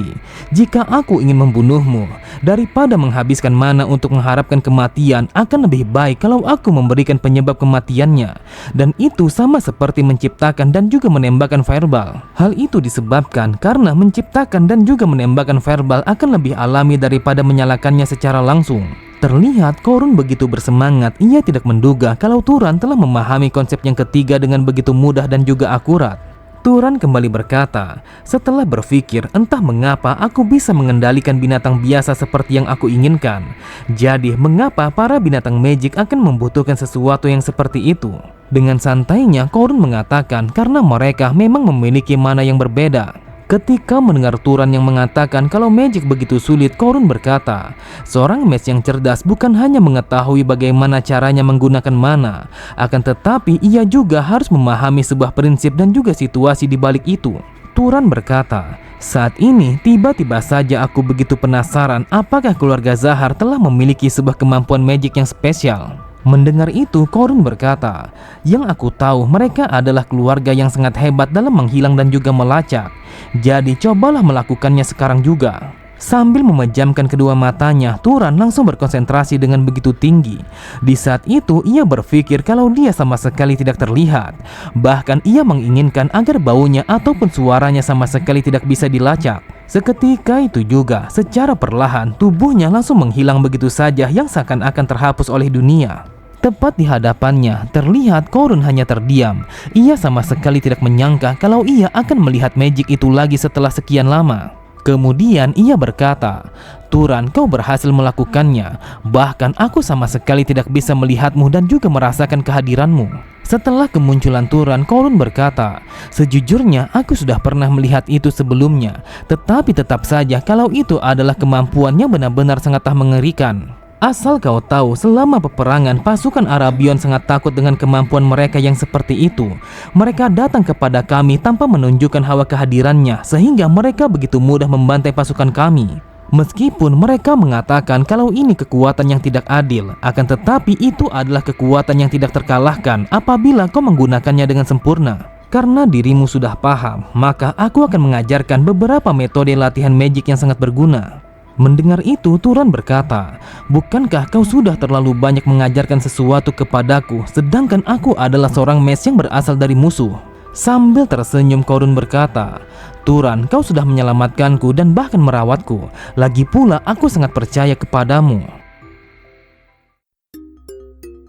Beberapa hari kemudian, terlihat para penduduk desa sangatlah terkejut ketika mengetahui kalau Turan akan pergi meninggalkan desa. Kemudian kepala desa berkata, jika dirimu pergi meninggalkan desa ini, lantas siapa yang akan mengembala kambingnya? Lagi pula, bagaimana kau memutuskan akan hal itu tanpa berdiskusi kepada kami? Turan berkata, kalian harus menemukan seseorang untuk mengembala domba-dombanya. Terlebih lagi, kalian sama sekali tidak berhak untuk menahanku di tempat ini. Tetapi bagaimanapun juga, kalian semua harus membeli dombaku dengan harga yang sesuai. Namun jika kalian tidak ingin memberikan harga yang sesuai, maka aku akan melepaskannya begitu saja. Kalian akan bebas untuk menangkapnya, tetapi asal kalian tahu kalau mereka akan sulit untuk ditangkap. Dengan kesalnya, kepala desa bergumam, dasar bajingan, dia adalah orang yang akan menepati kata-katanya. Jadi hal ini akan sangat merugikan jika kami membuatnya menjadi marah. Karena ia tidak ingin membiarkan Turan melepaskan semua dombanya, maka mau tidak mau ia pun membayar semua dombanya dengan harga yang sesuai. Beberapa saat kemudian, setelah menerima bayarannya, Turan langsung pergi meninggalkan desa itu yang ditemani oleh Korun. Dengan kesalnya Turan berkata, setelah aku pikir, ternyata mereka masih memiliki sebuah hutang kepadamu sebagai kompensasi. Jadi apakah kita harus kembali untuk menagih bayaranmu kepada bajingan itu? Terlihat Korun hanya tersenyum, lalu ia berkata, aku sama sekali tidak berniat untuk menerimanya. Lagi pula yang mengalahkan demon itu adalah dirimu. Tidak lama kemudian, akhirnya mereka berdua telah sampai di persimpangan. Lalu Turan pun mengatakan kalau mereka harus berpisah di jalan itu. Korun berkata, "Aku minta maaf karena aku sudah menolakmu untuk menjelajahi dunia ini bersama-sama karena aku sudah terbiasa untuk sendirian." Namun Turan hanya menanggapi perkataannya dengan santai karena ia memahami kalau ini adalah yang terbaik bagi mereka. Kemudian mereka berdua langsung berpisah di jalan itu untuk menuju keinginan mereka masing-masing. Namun tanpa disadari, Turan hanya terdiam ketika melihat Korun yang mulai berjalan meninggalkannya. Sejak dari awal, Turan dia sama sekali tidak ingin kalau Korun berbicara kepadanya dengan formal. Meskipun dia tidak pernah kekurangan kasih sayang dari ibunya, akan tetapi sebenarnya dia diam-diam mendambakan kehadiran seorang ayah. Seseorang yang akan bisa menjadi panutannya, yang bahkan akan menuntunnya untuk menjadi seseorang yang berguna pada kemudian hari. Beberapa saat kemudian, ketika hari sudah sore, akhirnya Turan ia telah sampai pada sebuah gurun yang sangat tandus dan juga gersang. Di saat itu, ia berjalan hanya seorang diri melintasi gurun itu, meskipun kabut badai telah mengurangi pandangannya. Namun Turan langsung menyipitkan kedua matanya ketika melihat sekumpulan orang yang berjalan menuju ke arahnya. Sambil memperhatikan dari arah kejauhan, Turan berpikir, apakah mereka adalah para pedagang yang berpetualang dari desa satu ke desa yang lainnya? Tetapi hal ini sangatlah bagus karena aku akan bertanya soal arah kepada mereka di mana jalannya menuju kota. Ketika mereka sudah berhadapan, salah satu dari mereka berkata, "Apa yang kau lakukan sampai-sampai kau sangat berani menghalangi jalan kami?" Turan berkata, "Aku berkelana hanya seorang diri. Jadi bolehkah aku bertanya soal arah yang menuju ke arah kota?" Mendengar itu, mereka berkata, "Jika dirimu mengikuti sebuah jalan dari asalnya kedatangan kami, maka kau akan mencapai sebuah kota yang bernama Murai." Namun Turan langsung terdiam ketika menyadari kalau mereka sudah mengepungnya. Dengan kesalnya, salah satu dari mereka berkata, "Dasar sialan, bagaimana mungkin kau langsung pergi begitu saja setelah mendapatkan informasi dari kami? Seharusnya apabila kau menerima sesuatu, maka kau juga harus memberikan sesuatu sebagai imbalannya." Sambil mengacungkan senjata, mereka langsung memerintahkan kepada Turan untuk meninggalkan semua bawaannya yang dimulai dari tas, sepatu, dan juga pakaiannya. Mendengar itu, Turan berkata, "Apakah kalian para bandit yang menjarah semua orang yang mencoba melewati tanah ini?" Dengan santainya, sang pemimpin berkata, "Anggap saja kalau ini adalah hari sialmu. Ini adalah tanah antah berantah di mana tidak ada satu orang pun yang akan peduli apabila seseorang akan mati. Lepaskan jubahmu dan juga semua barang yang kau bawa ke atas tanah. Saat ini kami sama sekali tidak berniat untuk membunuhmu. Jadi lepaskanlah sekarang juga." Namun orang itu begitu heran ketika mendengar Turan yang berkata, "Ternyata kalian adalah para bandit yang tidak segan untuk membunuh orang lain." Seketika itu juga, Turan langsung teringat akan latihannya yang telah diajarkan oleh Korun bagaimana caranya mengendalikan magic dengan benar. Kemudian sambil tersenyum, Turan kembali berkata, "Sepertinya ini adalah waktu yang sangat tepat untuk menggunakan kalian semua sebagai media latihanku." Terlihat Turan langsung menyipitkan kedua matanya ketika mendengar mereka yang tertawa terbahak-bahak. Mereka berkata, "Dasar sialan, orang bodoh ini telah berbicara yang seakan-akan kalau dia adalah mage." Namun belum sempat mereka melanjutkan kata-katanya, tiba-tiba saja mereka semua langsung terpelanting kemana-mana ketika Turan yang menggunakan kekuatan magic. Setelah melakukan itu, Turan bergumam, "Daripada menciptakan angin, akan lebih baik kalau aku membentuknya dengan menggunakan tanganku dan juga memperkuatnya. Dengan cara yang seperti ini, manaku akan terpakai lebih sedikit. Jujur saja, aku sama sekali tidak menyangka kalau aku akan bisa membuat angin yang sekuat ini hanya dengan menggunakan sedikit mana." Kemudian Turan langsung mengambil botol air yang ia bawa di perjalanan. Lalu ia menggunakan air minumnya untuk menciptakan sebuah senjata yang tajamnya seperti tombak. Bahkan ia memperkuat air itu layaknya seperti bajah dan bersiap untuk melancarkan serangannya kepada mereka. Terlihat salah satu dari mereka sangatlah terkejut ketika menyadari kalau orang yang mereka lawan adalah seorang mage. Ketika ia berencana untuk pergi melarikan diri, terlihat Turan langsung menembakkan senjatanya sehingga orang itu langsung mati seketika dengan tubuh yang berlubang-lubang. Turan berpikir, bukankah ini adalah magic yang sangat berguna ketika kita berada di tempat yang banyak air? Tetapi sejujurnya dengan melempar batu akan lebih cepat dan juga akurat. Pada sisi yang lain, sambil memohon, sang pemimpin berkata, "Aku minta maaf kalau kami sudah mengganggumu. Jujur saja kami sama sekali tidak tahu kalau dirimu adalah seorang mage. Aku mohon tolong ampuni kami untuk kali ini saja. Bahkan kami berjanji kalau kami akan memberikan segalanya yang kami miliki sebagai permintaan maaf kepadamu. Jadi aku mohon tolong ampuni nyawa kami." Karena Turan menyadari kalau orang itu hanya berusaha mengalihkan perhatiannya, ia pun langsung menghentakkan salah satu dari kakinya ke atas tanah. Seketika itu juga semua orang yang berada di belakangnya langsung mati begitu saja setelah terkena sebuah tombak yang diciptakan dari pasir. Sontak orang itu langsung terdiam, wajahnya memucat setelah mengetahui kalau anggotanya sudah mati semuanya. Dengan tatapan mata yang mengintimidasi, Turan berkata, "Aku akan bertanya kepadamu, mengapa kau berusaha untuk menyerangku meskipun kalian sama sekali tidak memiliki sebuah rencana? Kalau aku seorang penjelajah yang berjalan sendirian, maka kemungkinan besar kalau aku adalah seorang mes. Tetapi entah mengapa kalian tetap saja melakukannya." Orang itu berkata, "Kami melakukannya karena kami menyadari kalau dirimu telah menundukkan kepalamu." Ketika mendengar Turan yang memintanya untuk menjelaskan, orang itu kembali berkata, "Bahkan ketika kami berbicara kasar kepadamu, kau tetap saja membungkuk dan juga menyapa kami. Jadi kami berasumsi kalau dirimu hanyalah orang biasa." Mendengar itu, Turan berkata, "Ini adalah pelajaran yang sangat berguna untuk diriku. Jadi aku mengucapkan rasa terima kasihku kepadamu." Terlihat orang itu langsung mengangkat kepalanya karena ia berpikir kalau nyawanya sudah diampuni. Akan tetapi orang itu langsung terdiam ketika melihat segumpal air telah berada tepat di atas kepalanya, dan itu artinya kalau dia akan mati. Di saat itu Turan teringat dengan apa yang dikatakan oleh Korun. Ia berkata, "Mulai dari sekarang kau akan bertemu dengan banyak orang. Jadi ada sesuatu yang ingin aku beritahu kepadamu.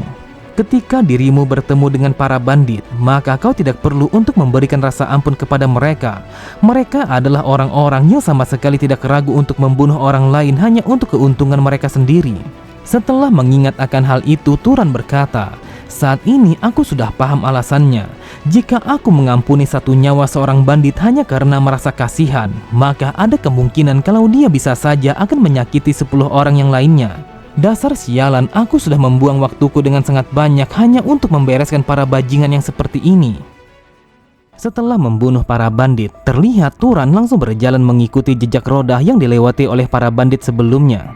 Namun Turan berjalan melewati gurun itu dengan sebuah pikiran yang tertanam di dalam kepalanya. Turan mengatakan kalau dia telah membunuh orang lain sehingga membuatnya merasa bersalah. Akan tetapi Turan sama sekali tidak bisa membiarkannya begitu saja karena ia sudah diberikan peringatan oleh Korun. Mereka adalah orang-orang yang bisa memutuskan untuk merampok dan juga membunuh orang lain demi keuntungan mereka sendiri. Jika Turan mengampuni nyawa mereka hanya karena rasa kasihan, maka bisa dipastikan kalau mereka akan menargetkan orang lain lagi di lain waktu. Di saat itu, jejak roda yang diikuti oleh Turan mulai memudar dengan seiring tumbuhnya rumput liar yang menutupinya. Hatinya yang kacau perlahan mulai menghilang dengan mengingat segala sesuatu yang diajarkan oleh Korun. Dan tidak lama kemudian, akhirnya ia pun telah sampai pada dunia baru yang tidak lain adalah kota Murai. Terlihat Turan begitu bersemangat setelah melihat bagaimana keindahan yang dimiliki oleh kota itu. Sebuah kota kecil yang dipenuhi dengan bangunan yang tidak terlalu tinggi. Di tengahnya terdapat sebuah kastil yang merupakan tempat tinggalnya seorang bangsawan yang menguasai wilayah itu. Tanpa pikir panjang, Turan langsung berjalan memasuki kota Murai untuk mengumpulkan segala informasi yang ia butuhkan. Sambil memperhatikan di sekitarnya, Turan bergumam, "Ini adalah pertama kalinya aku melihat ada begitu banyak orang-orang yang berkumpul seperti ini. Bahkan semua bangunan yang berdiri di tempat ini sangat berbeda dengan yang dimiliki oleh desa kami. Dan sekarang aku benar-benar merasakan kalau aku telah memasuki sebuah kota yang begitu mengagumkan." Kemudian Turan menyinggahi sebuah kedai yang menjual buah-buahan. Bahkan ia disambut oleh penjual itu dengan begitu ramah. Di saat itu Turan teringat dengan apa yang dikatakan oleh Korun. Jika dirinya telah sampai pada sebuah kota dan membutuhkan tempat beristirahat, maka yang harus ia lakukan adalah mencari penginapan.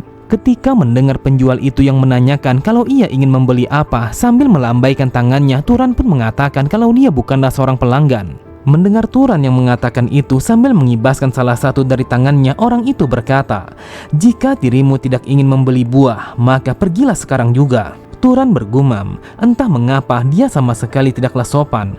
Apakah ada sebuah aturan yang tidak tertulis di kota ini kalau aku harus membeli sesuatu sebelum menanyakan sesuatu? Kemudian Turan pun menanyakan kepada penjualnya berapa harganya apel itu. Namun Turan begitu heran ketika mendengar orang itu yang mengatakan harganya dengan menggunakan mata uang yang sama sekali tidak ia ketahui. Orang itu berkata, Dupit itu adalah mata uang kota ini, tetapi karena dirimu orang luar, maka kau boleh membayarnya dengan menggunakan koin lain. Sambil menyerahkan koinnya, Turan pun menanyakan di mana ia bisa menemukan sebuah penginapan yang cukup nyaman. Setelah menerima pembayaran, orang itu mengatakan kalau Turan bisa menemukan sebuah penginapan yang berada di tengah kota. Beberapa saat kemudian, akhirnya Turan pun telah sampai pada sebuah penginapan yang dikatakan oleh penjual buah. Di sana, dia telah disambut oleh seorang wanita cantik yang begitu menawan. Wanita itu mengatakan kalau namanya adalah Lena, dan dia adalah seorang pekerja yang melayani para tamu. Ketika mendengar Turan yang menanyakan berapa harganya satu malam, terlihat Lena hanya tersenyum sembari mengatakan kalau harganya 16 dupit. Lalu sambil menyerahkan sekantung koin, Turan berkata, "Saat ini aku ingin menanyakan sesuatu yang sangat penting kepadamu. Apakah di kota ini ada bounty untuk para monster yang kita dapatkan di dalam perburuan?" Setelah mengatakan itu, Turan bergumam, "Aku harus membunuh para monster dan juga menyerap mana mereka." Sebelumnya, Korun mengatakan kalau kita bisa mendapatkan penghasilan dengan membunuh para monster. Namun Turan begitu heran ketika mendengar Lena yang hanya tertawa tanpa mengatakan sepatah kata pun tentang pertanyaannya. Lena berkata, "Tuan, seharusnya kau sudah tahu kalau di dalam dunia ini tidak ada yang namanya gratis, apalagi hal itu adalah informasi." Karena Turan memahami dengan apa yang Lena maksud, ia pun langsung memberikan secukup koin sebagai bayarannya. Dengan menerima bayaran itu, Lena pun mengatakan kalau Turan bisa mendapatkan bounty itu dengan menuju aula kota. Lena kembali berkata, aula kota itu adalah sebuah lokasi di mana mereka akan menangani berbagai macam urusan publik.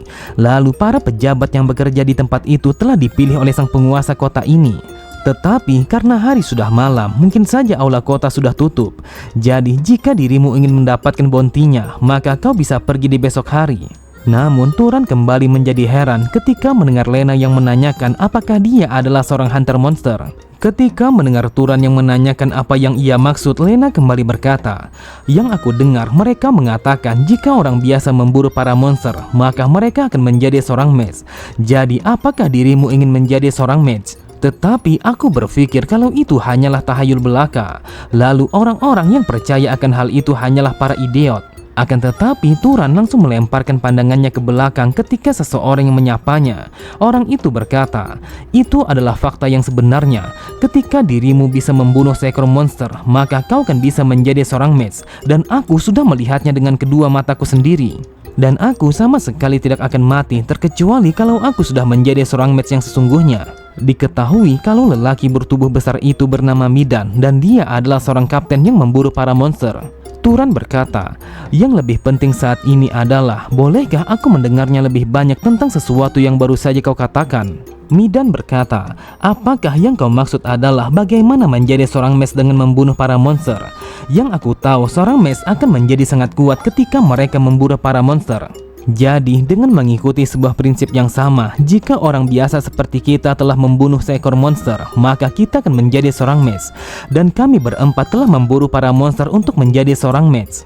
Saat mendengar Turan yang bertanya apakah salah satu dari mereka sudah menjadi seorang mage, Midan kembali berkata, "Saat ini kami berempat belum menjadi seorang mage. Tetapi di kota ini hanya ada seorang mage yang dimiliki oleh tuan kota dan juga 3 orang di bawahnya. Tetapi yang aku dengar kalau dirimu ingin memburu para monster, namun kau sama sekali tidak akan bisa untuk melakukannya karena dirimu tidak memiliki sebuah senjata." Sambil menunjukkan ketapelnya, Turan mengatakan kalau itu adalah senjata yang akan ia gunakan untuk melakukan perburuan. Melihat itu, Midan berkata, "Meskipun ketapelnya begitu lusuh, akan tetapi kau masih bisa memburu monster kelinci ataupun seekor rubah dengan begitu mudah. Sebenarnya saat ini kami sedang mencari seseorang untuk menjadi seorang shooter. Jadi apakah kau tertarik untuk bergabung bersama kami?" Namun Midan hanya tersenyum ketika mendengar Turan yang mengatakan kalau dia tidak ingin bergabung bersama siapapun. Beberapa saat kemudian, sambil berbaring di kamarnya, Turan bergumam, "Saat ini tidak ada sebuah alasan untuk berburu bersama mereka. Tetapi sampai saat ini aku masihlah tidak percaya kalau aku benar-benar meninggalkan desa kami. Aku bertanya-tanya mulai dari sekarang apa yang akan terjadi dan juga bagaimana kehidupanku." Akan tetapi Turan langsung bangkit dari tempat tidurnya ketika mendengar seseorang yang mengetuk pintu kamarnya. Seketika itu juga Turan teringat dengan apa yang dikatakan oleh Korun. Korun mengatakan kalau dia sama sekali tidak boleh berhenti waspada meskipun dia berada di dalam penginapan. Bahkan Korun juga mengatakan kalau kota adalah sebuah tempat yang benar-benar tidak aman apalagi bagi seorang pendatang. Mendengar itu, Turan pun mengatakan kalau dia akan mengingat segala sesuatu yang ia ajarkan kepadanya. Terlihat Turan langsung bersiap untuk menggunakan kekuatannya ketika ia ingin membuka pintu kamarnya. Di saat itu, Turan tidak membuka semuanya karena ia masih sangat waspada jika ada seseorang yang mencoba untuk menyerangnya. Namun, Turan langsung menyipitkan kedua matanya ketika menyadari kalau orang yang mengetuk pintu kamarnya adalah Lena. Sambil tersenyum, Lena berkata, "Apakah dirimu sudah tidur? Aku berpikir kalau malam ini begitu dingin, jadi aku datang ke kamarmu untuk memberikan kehangatan." Ketika mendengar Turan yang bertanya apa yang ia maksud, Lena kembali berkata, "Seperti yang aku katakan, demi mendapatkan sejumlah uang, maka aku akan melakukan apa saja yang kau inginkan dan itu termasuk dengan kehangatan." Mendengar itu, Turan berkata, "Aku sama sekali tidak membutuhkan apapun dari dirimu, jadi pergilah sekarang juga." Dengan wajah yang menggoda, Lena berkata, "Kau tidak usah berbohong seperti ini. Apakah kau tidak penasaran bagaimana kehangatan yang akan aku berikan kepadamu?" Namun Lena langsung terdiam ketika melihat Turan yang sama sekali tidak tergoda meskipun ia sudah berusaha untuk meningkatkan birahinya. Di saat itu, Turan teringat ketika melihat Korun yang berteriak kepadanya dengan begitu keras. Korun berkata, "Turan, kau harus berhati-hati kepada para pelayan penginapan jika ia mencoba untuk merayumu. Asal kau tahu, kebanyakan dari mereka sudah terjangkit penyakit kelamin. Meskipun seorang mes memang memiliki ketahanan terhadap penyakit berbahaya, tetapi jika dirimu ceroboh, maka kau akan menularkan penyakit itu kepada wanita lain. Jadi, dengarkan aku baik-baik. Kau jangan pernah sekalipun membiarkan hawa nafsumu untuk menjebakmu ke dalam sesuatu yang akan kau sesali." Sambil memperhatikan kepergian Lena, Turan bergumam, "Ternyata menjalani kehidupan di kota ini sangatlah susah. Yang pertama adalah kedai buah, lalu yang kedua adalah rayuan yang diberikan oleh Lena. Ternyata kehidupan di dalam kota ini benar-benar begitu dingin." Kemudian Turan langsung melemparkan pandangannya ke arah luar ketika mendengar orang-orang yang berbicara. Ternyata mereka adalah Midan dan juga anggotanya. Lalu anggotanya berkata, "Bos, entah mengapa kau mengajak anak itu bergabung bersama kita, sedangkan dia terlihat seperti tidak berguna. Dan juga dia adalah anak yang sangat sombong. Bahkan aku berpikir kalau dia akan lebih pantas untuk dijadikan sebagai umpan." Menanggapi ocehannya, Midan berkata, "Aku mengajaknya karena dia telah mengingatkanku akan masa mudaku. Sejujurnya aku sangat khawatir ketika aku mengetahui kalau dia akan berburu dengan senjata yang seperti itu. Jika dia berada di sampingku, maka aku berpikir mungkin saja kalau dia akan bisa bertahan lebih lama." Terlihat Turan langsung tersenyum. Ia berpikir, ternyata apa yang aku pikirkan tidaklah benar, karena mungkin saja kalau kota ini tidak sepenuhnya berhati dingin. Cerita berpindah. Pada keesokan harinya, Turan langsung berjalan menuju aula kota karena ia ingin mendapatkan bounty monster. Sesampainya di dalam sana, ia pun telah disambut oleh seorang pria paruh baya yang bertugas di tempat itu. Ketika mendengar petugas itu yang menanyakan apa sebenarnya yang ia inginkan, Turan berkata, "Aku datang ke tempat ini karena aku ingin memburu para monster." Dan di saat yang bersamaan, Turan teringat ketika ia berbicara bersama Korun. Korun mengatakan kalau dunia luar benar-benar sangatlah kejam. Ketika dirimu memikirkan akan hal itu, kau akan menemukan sebuah jawaban. Tidak ada sebuah alasan bagi dunia untuk berbuat baik. Jika dirimu ingin orang-orang memperlakukanmu dengan baik, maka caranya sangatlah sederhana. Kau harus menunjukkan kepada mereka kalau dirimu adalah seorang mes.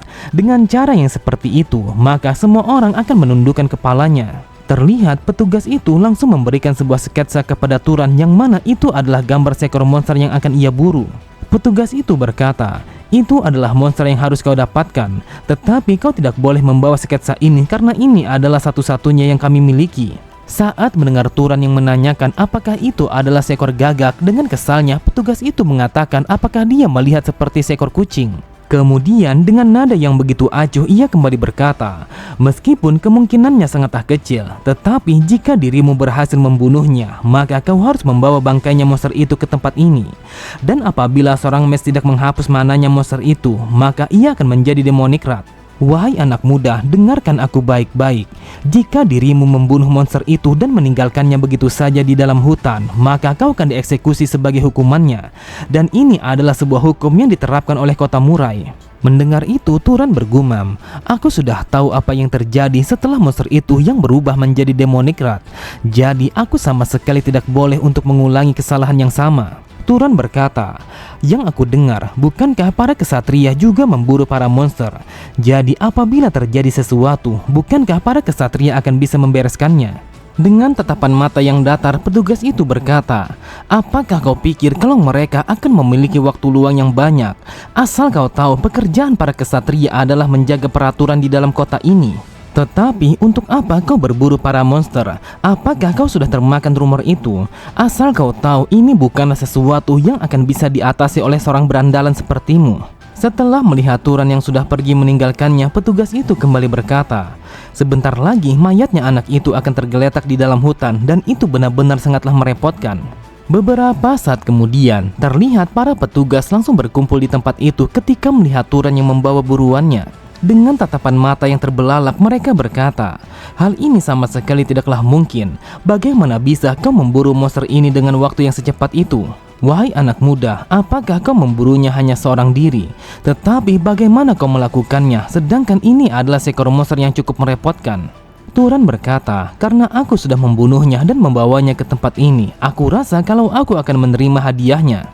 Tanpa pikir panjang, terlihat salah satu dari mereka langsung berlari ke arah dalam untuk mengambil hadiahnya. Sambil memberikan sekantung uang, mereka berkata, "Ini adalah imbalan yang sudah dijanjikan kepadamu. Jadi pergilah sekarang juga untuk beristirahat." Setelah mengatakan itu, mereka berkata, "Hal ini benar-benar sangatlah luar biasa. Bahkan sayapnya yang merupakan senjata monster ini masih terpasang dengan sempurna. Dan ini adalah pertama kalinya aku melihat seekor buruan dalam kondisi yang seutuh ini." Namun salah satu dari mereka langsung menyipitkan kedua matanya ketika melihat Turan yang masih berdiri di tempat itu. Ia berkata, "Apa yang kau lakukan? Bukankah aku sudah memintamu untuk pulang karena kami sudah memberikanmu imbalannya?" Dengan santainya Turan berkata, "Karena aku sedang gabut dan tidak ada yang aku kerjakan di penginapan, jadi apakah aku masih bisa berburu seekor monster yang lainnya?" Sontak mereka semua sangatlah terkejut ketika mendengar Turan yang mengatakan itu.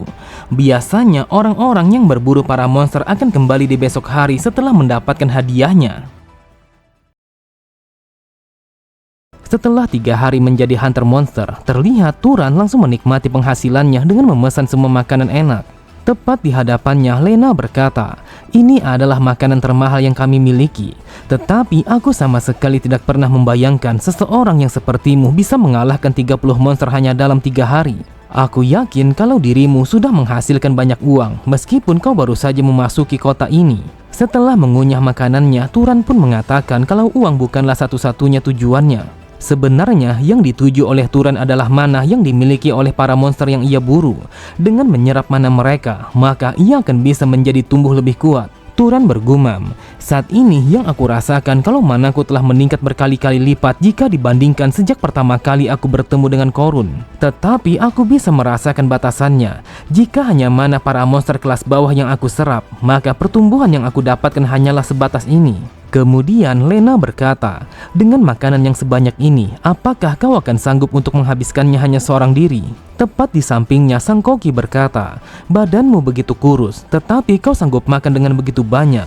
Bahkan ini adalah pertama kalinya aku membuat jumlah masakan yang sebanyak ini." Setelah mengucapkan rasa terima kasihnya, Turan pun mengatakan kalau dia benar-benar menikmati semua makanan yang dihidangkan kepadanya. Namun tiba-tiba saja Turan sangatlah terkejut ketika seseorang yang menarik bajunya dari arah belakang. Ternyata mereka adalah orang-orang yang bergabung bersama Midan. Sambil tertawa mereka berkata, "Dasar sialan, bagaimana mungkin kau makan enak sendirian? Sebelumnya yang aku dengar kalau dirimu sudah menghasilkan banyak uang hanya dalam 3 hari. Tetapi akan lebih baik kalau dirimu harus memberikan sebagian penghasilanmu kepada kami." Namun belum sempat ia melanjutkan kata-katanya, tiba-tiba saja Turan langsung melayangkan sebuah pukulan yang mendarat di wajahnya. Bahkan saking kuatnya pukulan Turan sampai-sampai membuatnya langsung terdorong ke belakang. Kemudian dengan santainya Turan berkata, "Bukankah kau meminta sedikit penghasilanku? Jadi aku memberikannya kepadamu dengan cara yang seperti ini."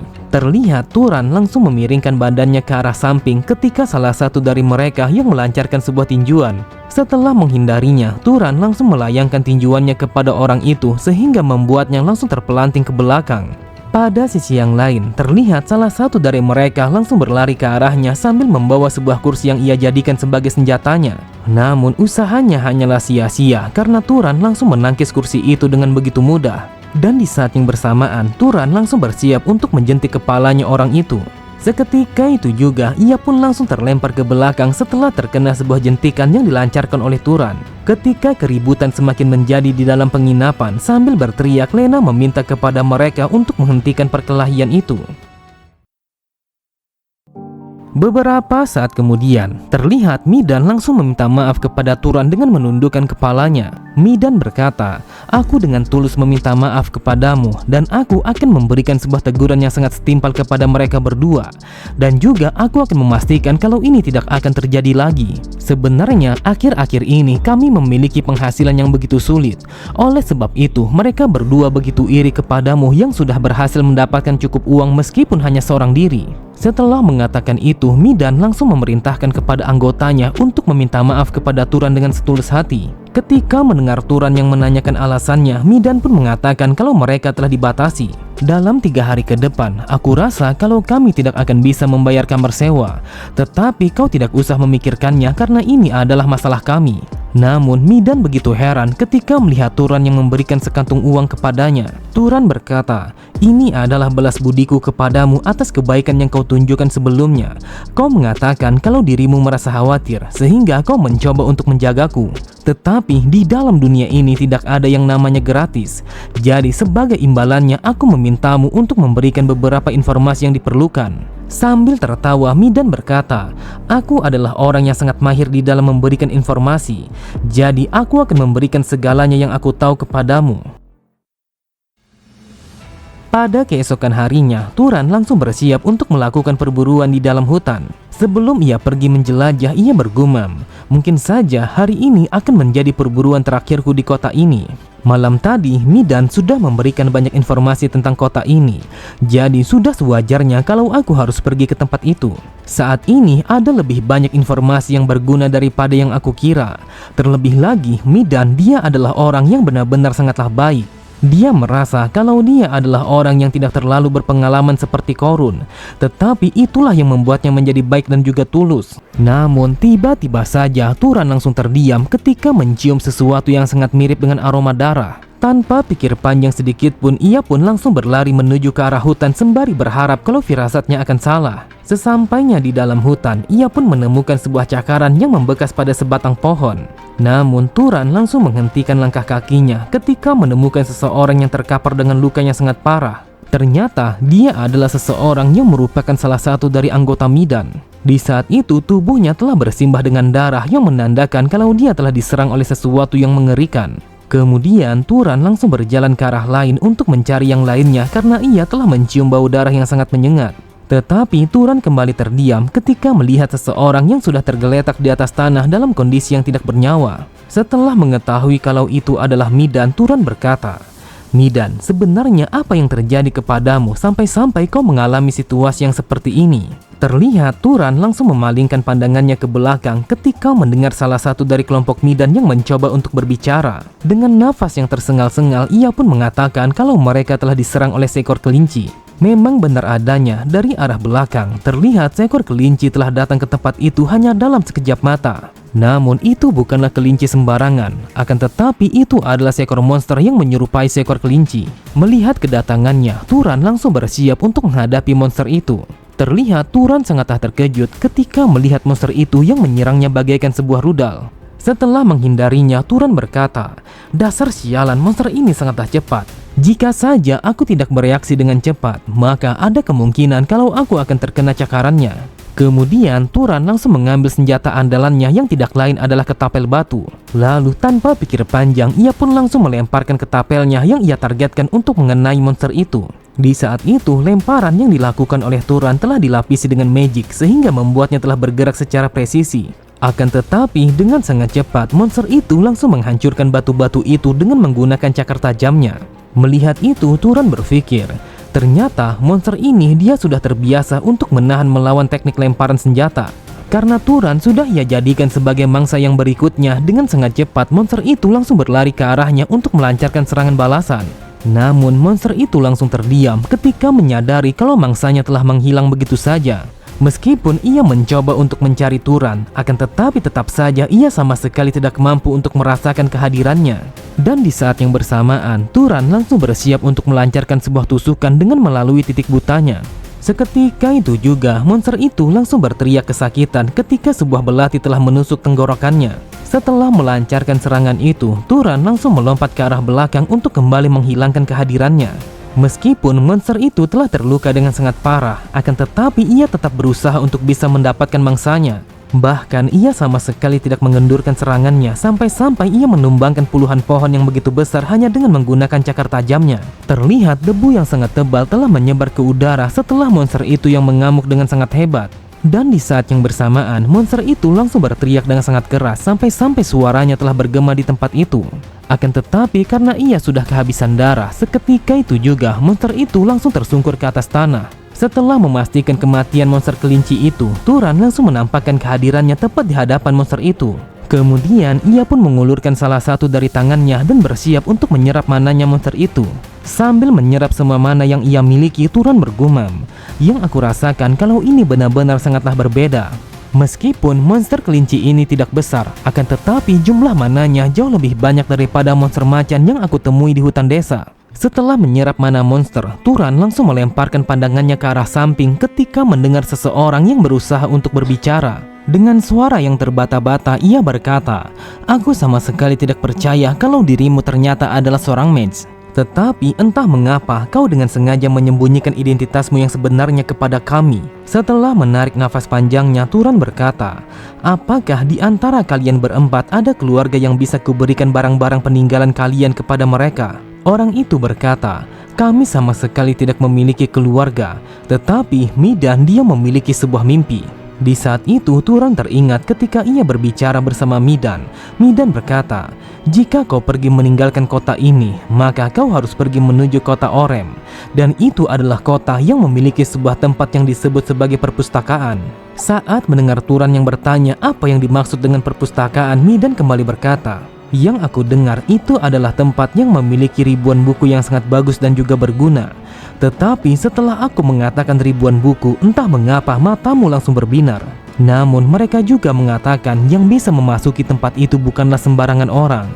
Jadi yang boleh masuk ke dalam sana hanyalah para mage." Mendengar itu, terlihat Turan hanya terdiam yang seolah-olah kalau dia sedang berpikir untuk mengunjungi tempat itu jika ia meninggalkan kota Murai. Setelah mengingat akan hal itu, Turan langsung mengubur mereka semua dengan pemakaman yang selayaknya. Turan berkata, "Midan, aku sudah memutuskan kalau aku akan pergi menuju kota Orem, sebuah kota yang sebelumnya sudah kau ceritakan kepadaku. Midan, karena dirimu adalah orang yang sangat baik, aku pun sangat berharap kalau dirimu akan bahagia di alam sana." Setelah memberikan salam perpisahan kepada Midan, ia pun langsung pergi meninggalkan tempat itu dan bersiap untuk menuju kota Orem. Beberapa saat kemudian, akhirnya Turan pun telah sampai pada gerbang utama kota Orem. Di saat itu, ia berbaris bersama yang lainnya untuk melakukan pemeriksaan sebelum memasuki kota itu.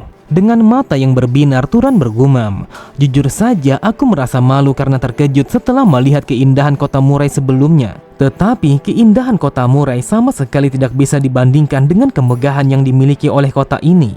Sebuah kota yang sangat besar yang bahkan dijaga oleh ribuan kesatria, dan ini benar-benar sangatlah luar biasa. Aku sama sekali tidak menduga kalau ada orang-orang yang sebanyak ini yang mengantri untuk masuk ke dalam kota. Tetapi apa yang dilakukan oleh para penjaga? Apakah mungkin kalau mereka sedang mencari para kriminal yang sudah menjadi buronan? Kota besar ini sangatlah luar biasa, sampai-sampai mereka menerapkan sebuah sistem penjagaan yang berlapis ganda." Namun Turan langsung terdiam ketika para penjaga yang memintanya untuk berhenti. Sambil menunjuk, penjaga itu berkata, "Kau tidak boleh memasuki kota ini karena dirimu begitu kotor. Jujur saja, aku belum pernah melihat pakaian yang sekotor itu. Jadi sebelum memasuki kota ini, kau harus membersihkan dirimu dulu." Setelah membersihkan diri dan diizinkan untuk masuk, Turan langsung berjalan menuju sebuah tempat yang menjulang dengan begitu tinggi. Sesampainya di tempat itu, Turan bergumam, "Apakah ini adalah perpustakaan yang dikatakan oleh Midan? Tempat ini sangatlah besar. Aku yakin kalau mereka sudah membangunnya dengan menggunakan magic yang sangatlah hebat." Terlihat para penjaga langsung bersiap menghadang kedatangan Turan yang mencoba untuk memasuki bangunan itu. Mereka bertanya apa yang diinginkan oleh Turan. Ketika mendengar Turan yang mengatakan kalau dia ingin memasuki perpustakaan itu, salah satu dari mereka berkata, "Ini adalah perpustakaan yang hanya boleh dimasuki oleh para mage. Jadi seseorang yang sepertimu sama sekali tidak boleh untuk mendekatinya." Namun orang itu menjadi kesal ketika mendengar Turan yang mengatakan kalau dia adalah seorang mage. Sambil berteriak ia berkata, "Apakah kau sudah bosan untuk hidup sampai-sampai kau sangat berani untuk mengaku sebagai mage? Aku sangat yakin seseorang yang bodoh sepertimu pastinya bukanlah seorang mage." Di saat itu, ia pun langsung membentangkan salah satu dari tangannya kepada Turan untuk memastikan apakah dia adalah seorang mage ataukah bukan. Melihat itu, Turan teringat dengan apa yang dikatakan oleh Korun. Korun mengatakan, biasanya seorang mage akan mengenal satu sama lain dengan merasakan mana mereka. Ketika mereka mencoba untuk merasakan mananya, maka mereka akan mengetahui apakah lawannya akan lebih kuat ataukah tidak. Namun tiba-tiba saja orang itu sangatlah terkejut ketika merasakan kalau energi yang dimiliki oleh Turan benar-benar sangatlah mengerikan. Bahkan ia sama sekali tidak mampu untuk menahannya, sampai-sampai ia pun langsung terjatuh ke atas tanah. Tepat di sampingnya, salah satu dari mereka bertanya-tanya apa yang terjadi kepadanya sehingga ia terjatuh begitu saja. Dengan wajah yang begitu panik, orang itu bergumam, "Dasar sialan, dia bukanlah mage sembarangan. Yang aku rasakan, orang ini setidaknya telah berada di level bangsawan atau bahkan lebih tinggi." Kemudian dengan wajah yang berkeringat dingin ia berkata, "Namaku adalah Kenya dan aku kesatria yang berasal dari keluarga Valtas. Tetapi bolehkah aku tahu kalau dirimu berasal dari keluarga mana?" Mendengar itu, Turan berkata, "Apakah aku harus mengatakan dari mana keluargaku agar aku bisa masuk ke dalam sana?" Orang itu berkata, "Biasanya untuk bisa menggunakan perpustakaan kau harus membutuhkan sebuah izin yang berasal dari Valtas. Jadi aku akan menghubungi keluarga Valtas terlebih dahulu." Beberapa saat kemudian, setelah menghubungi keluarga Valtas, akhirnya Turan langsung dibawa oleh para penjaga untuk berkunjung ke dalam kastil keluarga Valtas. Di saat itu, ia telah dimandikan oleh para pelayan pada sebuah ruangan yang hanya dikhususkan untuk dirinya. Turan bergumam, "Awalnya aku berpikir kalau prosesnya akan sederhana, tetapi entah mengapa situasinya telah berubah menjadi seperti ini." Kemudian ia pun meminta kepada para pelayan untuk berhenti memandikannya. Lalu Turan mengatakan kalau ia ingin mandi sendirian. Namun mereka sama sekali tidak bisa melakukannya karena itu adalah sebuah perintah yang diberikan oleh sang kepala keluarga. Tidak lama kemudian, terlihat para pelayan sangatlah terkejut, matanya berbinar setelah melihat Turan yang mengenakan pakaian bangsawan. Bahkan mereka sama sekali tidak sanggup untuk mengatakan sepatah kata pun setelah melihat ketampanan yang dimiliki oleh Turan. Melihat itu, Turan berkata, "Mengapa kalian melihatku seperti itu? Apakah ada sesuatu yang sangat aneh di wajahku?" Mereka berkata, "Sebenarnya kami telah kehilangan kesadaran setelah melihat bagaimana ketampanan Anda. Jadi tolong maafkan kami kalau kami sudah lancang." Terlihat Turan hanya tersenyum sembari mengatakan kalau mereka sama sekali tidak perlu meminta maaf kepadanya. Namun tiba-tiba saja Turan langsung melemparkan pandangannya ke arah lain ketika melihat kedatangan seorang perempuan berambut merah yang diiringi oleh pelayannya. Dengan nada yang meremehkan, wanita itu berkata, "Apakah mungkin kalau dirimu adalah tamu yang telah muncul dengan penampilan seperti seorang pengemis? Tetapi setelah dimandikan dan juga diberikan sebuah pakaian mewah, ternyata kau terlihat seperti seorang pangeran. Dengarkan aku baik-baik, namaku adalah Azella. Jadi siapa namamu dan juga siapa nama keluargamu?" Menanggapi ocehannya, Turan berkata, "Namaku adalah Turan, tetapi karena aku memiliki alasan pribadi, maka aku tidak bisa mengatakan nama keluargaku." Mendengar itu, terlihat Azella hanya tersenyum, lalu ia bergumam, sangat disayangkan kalau dia berusaha untuk menyembunyikan identitasnya. Tetapi akan lebih seru jika aku memberikan sebuah ujian bagaimana kekuatannya. Tanpa pikir panjang, Azella langsung melepaskan kekuatannya yang bertujuan untuk memberikan sebuah tekanan kepada Turan. Di saat itu, ia sama sekali tidak ragu untuk memberikan tekanan kepada Turan karena ia ingin memastikan bagaimana kekuatannya. Sambil tertawa ia berkata, "Turan, sekarang tunjukkan manamu, apakah kau akan sanggup untuk menyaingiku ataukah tidak?" Ketika melihat Azella yang melepaskan kekuatannya, Turan bergumam, "Sebenarnya aku tidak bisa mengungkapkan identitasku karena aku sudah berdiskusi bersama Korun." Sambil melepaskan kekuatannya untuk merespon kekuatan Azela, Turan bergumam, "Aku dengan sengaja berpura-pura menjadi bangsawan dan juga menyembunyikan identitasku. Hal itu aku lakukan agar aku bisa meningkatkan kekuatan magicku di dalam perjalanan. Tetapi aku tidak bisa menyembunyikan semuanya karena hal itu hanya akan menimbulkan kecurigaan yang seakan-akan kalau aku adalah seorang buronan." Terlihat para pelayan langsung berteriak ketakutan ketika percikan mana telah bertabrakan satu sama lain. Di saat itu, kekuatan yang dimiliki oleh Azela hampir setara dengan Turan, sehingga suasana di tempat itu langsung menegang begitu saja. Meskipun Turan memiliki potensi yang sangatlah luar biasa, akan tetapi dia masihlah seorang pemula yang baru saja mengumpulkan magic tidak kurang dari 1 bulan. Namun karena para mage yang ia temui sejauh ini jauh lebih lemah dari dirinya, maka bertemu dengan Azela yang levelnya sama sepertinya telah membuatnya merasa terkejut. Turan merasakan kalau dia telah bertemu dengan seseorang yang sepadan dengan dirinya. Tetapi jika diperhatikan lebih teliti, ternyata Azela yang berdiri di hadapannya tampaknya dia sangat terkejut setelah merasakan bagaimana kekuatan yang dimiliki oleh Turan. Setelah tersentak merasakan kekuatan Turan sambil tersenyum, Azela berkata, "Turan, apakah kau bersedia untuk menikah bersamaku?" Sontak Turan sangatlah terkejut, wajahnya memucat karena ini adalah serangan yang lebih kuat daripada serangan magic.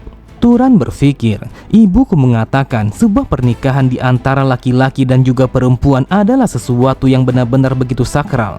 Itu adalah upacara yang merupakan sumpah setia yang abadi yang bahkan dilaksanakan atas nama Tuhan. Saat melihat Turan yang hanya menatapnya dengan tatapan mata yang kosong sambil tertawa, Azela berkata, "Entah mengapa reaksimu seperti itu, sedangkan aku hanya bercanda kepadamu. Tetapi asal kau tahu, saat ini sebuah posisi yang berada di sampingku sedang kosong. Jadi aku menyarankan kalau dirimu harus berpikir baik-baik." Setelah mengatakan itu, Azela yang diiringi oleh pelayannya langsung meninggalkan ruangan Turan tanpa menolehkan pandangannya sedikit pun. Beberapa saat kemudian, Turan telah memasuki sebuah ruangan yang paling mewah di kastil itu. Sebuah ruangan yang dipenuhi dengan dekorasi keemasan dan juga dipenuhi oleh benda-benda yang sangat mewah. Dan di dalam sana, ia telah disambut oleh sang kepala keluarga yang bernama Rakvaltas. Sambil tersenyum, Rak berkata, "Selamat datang bangsawan muda. Aku yakin kalau dirimu sudah tahu siapa aku sebenarnya. Jadi katakan siapa namamu." Dengan hormatnya, ia pun mengatakan kalau namanya adalah Turan. Mendengar itu, Rak berkata, "Apakah namamu hanya itu saja?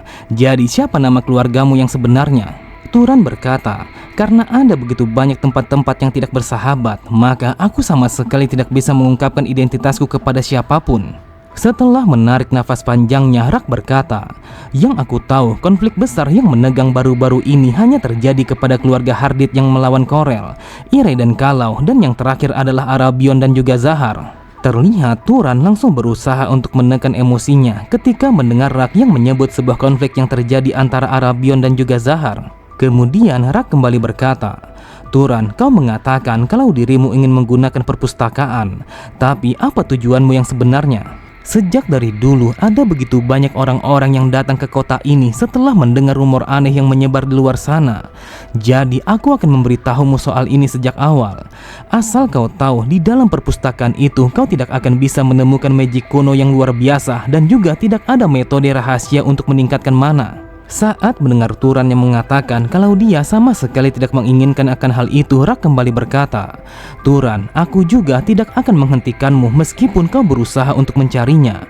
Intinya, segala sesuatu yang berada di dalam perpustakaan sama sekali bukanlah rahasia yang ada kaitannya dengan keluargaku." Mendengar itu, Turan bergumam, "Sebenarnya yang aku inginkan hanyalah mempelajari segala sesuatu yang tidak aku ketahui setelah menjalani kehidupan di atas bukit. Jadi aku akan tetap mengunjungi perpustakaannya."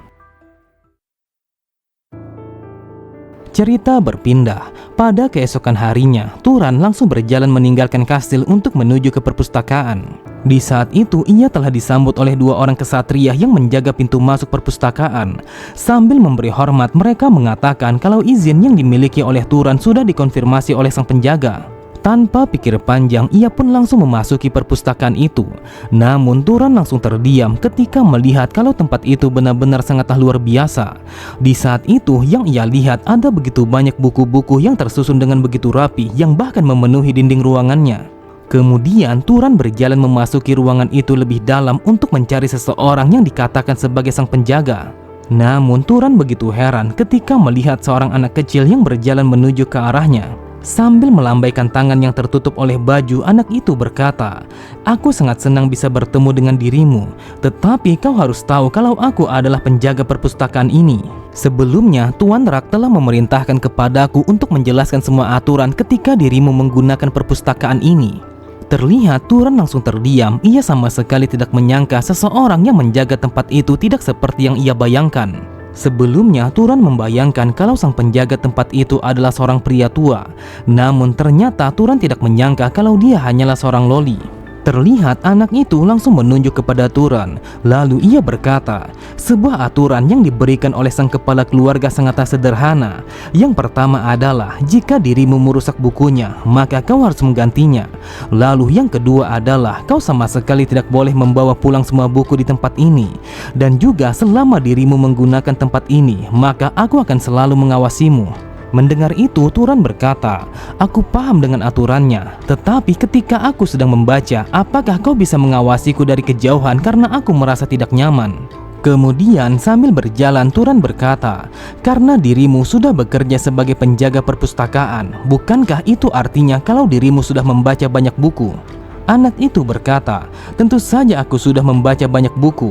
Jadi apa yang kau inginkan? Apakah kau ingin membaca sebuah buku tentang romansa ataupun sejarah? Tetapi karena dirimu masih muda, sepertinya yang kau inginkan adalah buku porno." Sontak Turan langsung terdiam, matanya bergetar. Ia sama sekali tidak menduga kalau anak yang sekecil ini akan berbicara sesuatu yang seperti itu. Terlihat anak itu langsung tersenyum setelah mendengar Turan yang mengatakan kalau ia ingin mempelajari sesuatu yang paling mendasar tentang dunia ini. Beberapa saat kemudian, terlihat anak itu langsung membawakan beberapa buah buku yang diinginkan oleh Turan. Lalu ia berkata, kebanyakan buku-buku yang berada di tempat ini telah berusia lebih dari 100 tahun. Jadi ada kemungkinan kalau ini tidak akan terlalu berguna. Tetapi semua buku yang aku pilihkan untuk dirimu mungkin saja sebagiannya akan bisa membantumu. Kemudian Turan langsung membuka salah satu buku itu. Ia bergumam, ternyata buku itu seperti ini, dan ini adalah pertama kalinya aku memegangnya secara langsung. Di saat itu, sebuah buku yang dipegang oleh Turan, sampulnya telah terbuat dari kulit sapi. Lalu kertasnya telah dibuat dari perkamen yang diproses dengan begitu sempurna. Kemudian di dalamnya terdapat huruf-huruf yang tersusun dengan begitu rapat, yang seakan-akan kalau dia telah diukir oleh seorang pengrajin yang sangat terampil. Dengan mata yang berbinar, Turan mengatakan kalau ini benar-benar sangatlah luar biasa. Di saat itu, Turan merasakan sebuah emosi tentang kemudahan mendapatkan sesuatu yang benar-benar didambakan oleh mendiang ibunya. Terlihat Turan langsung mengambil sebuah tempat untuk membaca sebuah buku yang menarik perhatiannya, yaitu sebuah buku yang berjudul Catatan Perjalanan Dunia. Setelah melewati kata pengantar, Turan langsung membaca isi utama dimulainya buku itu. Pengarang buku itu, dia adalah seorang bangsawan yang terlahir pada wilayah utara kota Orem. Ia melakukan perjalanan menuju ke arah timur untuk melihat ujungnya dunia ini. Semakin dalam Turan membacanya, ia pun semakin larut ke dalam cerita yang dituliskan oleh sang pengarang. Dia mengatakan ada sebuah gunung yang hanya terbuka satu kali dalam satu hari, dan di dalamnya terdapat para monster dan juga para peri yang memakan orang-orang yang mencoba melewati gunung itu. Kemudian sebuah gurun yang sama sekali tidak ada ujungnya. Ketika di siang hari, pasirnya akan mendidih dengan begitu hebat. Akan tetapi ketika hari sudah malam, maka ia akan berubah menjadi beku. Lalu para putri duyung telah bernyanyi dengan begitu syahdu, yang mana hal itu untuk memikat orang-orang untuk datang kepadanya. Setelah membaca sebagian dari buku itu, akhirnya ia pun sedikit memahami bagaimana geografi dunia ini dan juga semua ras yang berada di dalamnya. Bahkan ia juga bisa memahami bagaimana etika para mes dan juga bagaimana caranya memproses sebuah item. Dengan kepingan pengetahuan yang ia kumpulkan, akhirnya sebuah dunia yang dulunya hanya sekedar ruangan yang tidak diketahui, saat ini telah menjadi semakin jelas dan juga semakin nyata di kepalanya. Waktu pun terus berjalan dan tidak terasa 6 hari sudah terlewati. Di saat itu, Turan telah dipanggil oleh kepala keluarga untuk datang ke ruangannya. Kemudian Rak berkata, "Sepertinya kau benar-benar sudah menggunakan perpustakaan dengan sebaik mungkin. Aku yakin kalau dirimu pastinya sudah paham. Dengan memberikan sebuah izin untuk menggunakan perpustakaan, maka itu adalah sebuah tindakan yang sangat baik. Jadi sudah sewajarnya kalau aku ingin mendapatkan sebuah balasan yang setimpal atas kebaikan yang aku berikan kepadamu. Ketika mendengar Turan yang mengatakan kalau ia sudah paham, Rak kembali berkata, tidak lama ini seekor monster telah muncul pada wilayah utara kota Orem. Bahkan mereka mengatakan kalau dia telah menyerang para pengelana yang melewati wilayah itu. Sebelumnya kami telah mengirim 4 orang kesatria untuk mengalahkan monster itu. Akan tetapi mereka sama sekali tidak kembali. Jadi ada kemungkinan kalau mereka sudah mati. Sepertinya seorang bangsawan harus turun tangan secara langsung agar bisa mengalahkan monster itu. Tetapi untuk saat ini kami hanya bisa mengirimkan 2 orang untuk pergi ke sana. Aku berpikir jika dirimu bersedia membantu menaklukkan monster itu, maka kota ini akan kembali menjadi aman. Setelah mengatakan kalau ia akan setuju, Turan bergumam, aku mengatakan iya karena aku belum mendapatkan pengalaman praktis ataupun kekuatan magic selama 6 hari. Hal itu disebabkan karena aku sangat terobsesi dengan membaca semua buku yang disediakan oleh perpustakaan. Lagi pula tugasnya seorang mes untuk melindungi semua orang. Namun tiba-tiba saja Turan teringat dengan apa yang dulunya dikatakan oleh seorang petugas kota Murai. Dia mengatakan seorang mes biasanya sangat jarang untuk terlibat di dalam perburuan para monster. Jadi apa sebenarnya yang terjadi sampai-sampai ia melibatkan para mes untuk bisa mengalahkannya? Rak kembali berkata, aku mengirimkan para mes untuk mengalahkan monster itu karena dia sudah memblokir jalan utara yang merupakan sebuah jalan yang sangat penting untuk perdagangan kota Orem. Monster itu sudah memblokir jalan kita selama 10 hari sehingga mau tidak mau kalau kita harus memburunya. Terlihat Turan hanya tersenyum, ia bergumam, sekarang aku paham. Ternyata dia memberikan izin kepadaku untuk menggunakan perpustakaan karena dia ingin mengirimku untuk memburu monster itu. Jadi bisa dikatakan kalau kami harus menguntungkan satu sama lain. Pada keesokan harinya, terlihat Turan dan juga Azela langsung berjalan meninggalkan kota Orem untuk memburu seekor monster yang sangat berbahaya pada wilayah utara. Di saat itu, mereka telah membawa 12 orang kesatria yang cukup mahir. Dengan kesalnya Azela berkata, dasar sialan, ayahku dia adalah orang yang benar-benar sangatlah luar biasa. Jujur saja, aku sama sekali tidak menyangka kalau dia akan menugaskan seorang tamu untuk memburu monster itu. Apakah mungkin kalau dia sama sekali tidak percaya kepada kami? Sambil menoleh ke arah Turan, ia kembali berkata, kau tidak perlu merasa tersinggung karena aku tidak menyalahkanmu. Hanya saja aku ingin mengatakan kalau ayahku sangat cerewet. Tepat di sampingnya seseorang berkata, bagaimana bisa kau menyebut kepala keluarga sebagai seseorang yang cerewet? Dasar bodoh, bukankah hal itu benar-benar sangatlah kelewatan? Namun orang itu begitu kesal ketika mendengar Azela yang memintanya untuk diam. Kemudian orang itu langsung berpaling ke arah Turan, ia berkata, ini adalah pertemuan pertama kita. Namaku adalah Marvin dan aku adalah keponakan sang kepala keluarga. Pada sisi yang lain, terlihat Azela masih menggerutu sambil menendang semua batu yang ia temukan di jalanan. Azela berkata, kita harus bergerak sekarang juga karena aku ingin menyelesaikan masalah ini dengan secepat mungkin. Tepat di belakangnya, Marvin berkata, Turan, yang aku perhatikan, sepertinya kau sangat tertarik kepada Azela. Namun Marvin langsung tersenyum ketika mendengar Turan yang tanpa ragu mengatakan kalau dia sama sekali tidak tertarik kepada Azela. Akan tetapi tiba-tiba saja mereka semua langsung terdiam ketika para kesatria yang berada di hadapan langsung meminta kepada mereka untuk menghentikan pergerakan.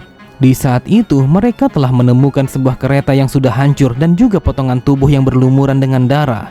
Mereka menemukannya di tengah jalan setelah 1 jam ketika dimulainya perjalanan. Sambil memeriksa serpihan kereta itu, salah satu dari mereka berkata, aku berpikir kalau ini adalah sebuah serangan yang dilakukan oleh monster itu. Sebelumnya kita sudah melarang semua orang untuk pergi ke utara. Jadi ada kemungkinan kalau dia telah datang ke tempat ini untuk memangsa semua orang. Pada sisi yang lain, ketika mereka sedang berbicara satu sama lain, terlihat Turan langsung memperhatikan setiap puing yang berserakan di atas tanah. Ia berusaha untuk menyimpulkan apa sebenarnya monster itu. Sebenarnya Turan menyadari bau darahnya sama sekali tidak menyengat, dan itu artinya kalau kejadiannya sudah terjadi beberapa jam yang lalu. Di saat itu Turan telah menemukan jejak tangan yang sangat besar yang berada pada salah satu puing kereta. Turan menyadari kalau jejaknya sama seperti tangannya manusia. Kemudian Turan berkata, jika melihat dari jejaknya yang ditinggalkan oleh monster itu, maka bisa dipastikan kalau itu adalah monyet. Sepertinya setelah menyerang para pedagang, monster itu langsung kembali ke dalam hutan. Jika kita menemukan jejak dan juga melakukan pelacakan, maka ada kemungkinan kalau kita akan bisa menemukannya. Dengan santainya Azela berkata, "Aku dan juga Marvin sama sekali tidak mahir untuk menggunakan magic itu. Tetapi mungkin saja salah satu dari kesatria akan bisa melakukannya." Sambil mengambil secari kain, Turan berkata, "Kita tidak usah meminta mereka untuk melakukannya karena aku yang akan berusaha untuk melacaknya." Ketika mendengar Azela yang menanyakan apakah itu adalah kekuatan dari keluarganya, Turan berkata, "Ini bukanlah kemampuan keluargaku, hanya saja aku sudah terbiasa untuk menggunakannya." Setelah mengatakan itu, ia pun langsung menggunakan magic pelacakan sambil mencium secari kain yang berlumuran dengan darah. Seketika itu juga indranya langsung menjadi sangat tajam sehingga bau darahnya langsung menampakkan sebuah jejak yang mengarah ke dalam hutan. Sebenarnya semua aroma yang berada di sekitarnya telah terhalang begitu saja sehingga ia begitu mudah untuk mengikuti jejak darah yang berasal dari korban. Setelah menemukan jejaknya, Turan langsung mengajak mereka semua untuk mengikuti sebuah jalan yang menuju ke dalam hutan. Tidak lama kemudian, akhirnya mereka pun telah sampai pada anak sungai yang mengalir dengan begitu tenang. Lalu Turan berkata, setelah berjalan selama 30 menit, jejaknya telah berakhir sampai di sini. Sepertinya dia berusaha untuk membersihkan dirinya di tempat ini. Terlihat Azela begitu bingung. Ia bertanya-tanya apakah mungkin seekor monster bisa melakukan sesuatu yang seperti itu agar ia bisa menghindari pelacakan. Turan bergumam, "Yang aku baca di dalam buku, monyet dia adalah makhluk yang termasuk ke dalam hewan yang memiliki kebiasaan untuk mandi. Jadi besar kemungkinan kalau ini adalah monyet." Namun Turan sangatlah terkejut ketika mencium aroma kuat yang menusuk penciumannya. Sambil berteriak, Turan mengatakan kalau monsternya telah berada tepat di belakang mereka semua. Benar saja, di saat itu terlihat seekor monyet yang sangat besar langsung berteriak dengan sangat keras. Bersamaan dengan teriaknya, monyet itu telah membawa segenggam batu yang bertujuan untuk menyerang mereka semua. Kemudian monyet itu langsung melemparkan batu-batu yang ia bawa untuk menghujani mereka semua. Seketika itu juga batu-batu yang dilemparkan oleh monyet itu langsung menghantam mereka semua dengan kecepatan yang sangatlah luar biasa. Bahkan saking dahsyatnya lemparan monyet itu sampai-sampai sebagian dari mereka langsung mati seketika dengan tubuh yang berlubang-lubang. Terlihat Turan langsung melompat ke arah samping untuk menghindari jangkauan serangan monyet itu. Akan tetapi Turan sangatlah terkejut, matanya terbelalak saat melihat sesuatu yang ia anggap tidak manusiawi. Di saat itu Azela dan juga Marvin langsung menggunakan para kesatria sebagai perisainya untuk memblokir semua batu yang tertuju kepada mereka. Kemudian Azela langsung melemparkan mayatnya kesatria itu ke atas tanah yang seakan-akan kalau dia hanyalah sebuah alat yang sudah tidak berguna. Melihat tindakan kedua bangsawan itu, Turan bergumam, ternyata apa yang dikatakan oleh ibuku memanglah benar. Mereka menggunakan seorang kesatria hanyalah sebagai alat. Dan apabila kesatria itu tidak bisa digunakan lagi, maka mereka akan langsung membuangnya. Dengan suara yang sangat tajam, Azela langsung memerintahkan kepada pasukannya untuk menyerang monyet itu. Terlihat para kesatria yang tersisa langsung bergerak menuju ke monyet itu. Di saat itu, mereka langsung menghunuskan senjata mereka masing-masing untuk melakukan penyerangan secara bersamaan.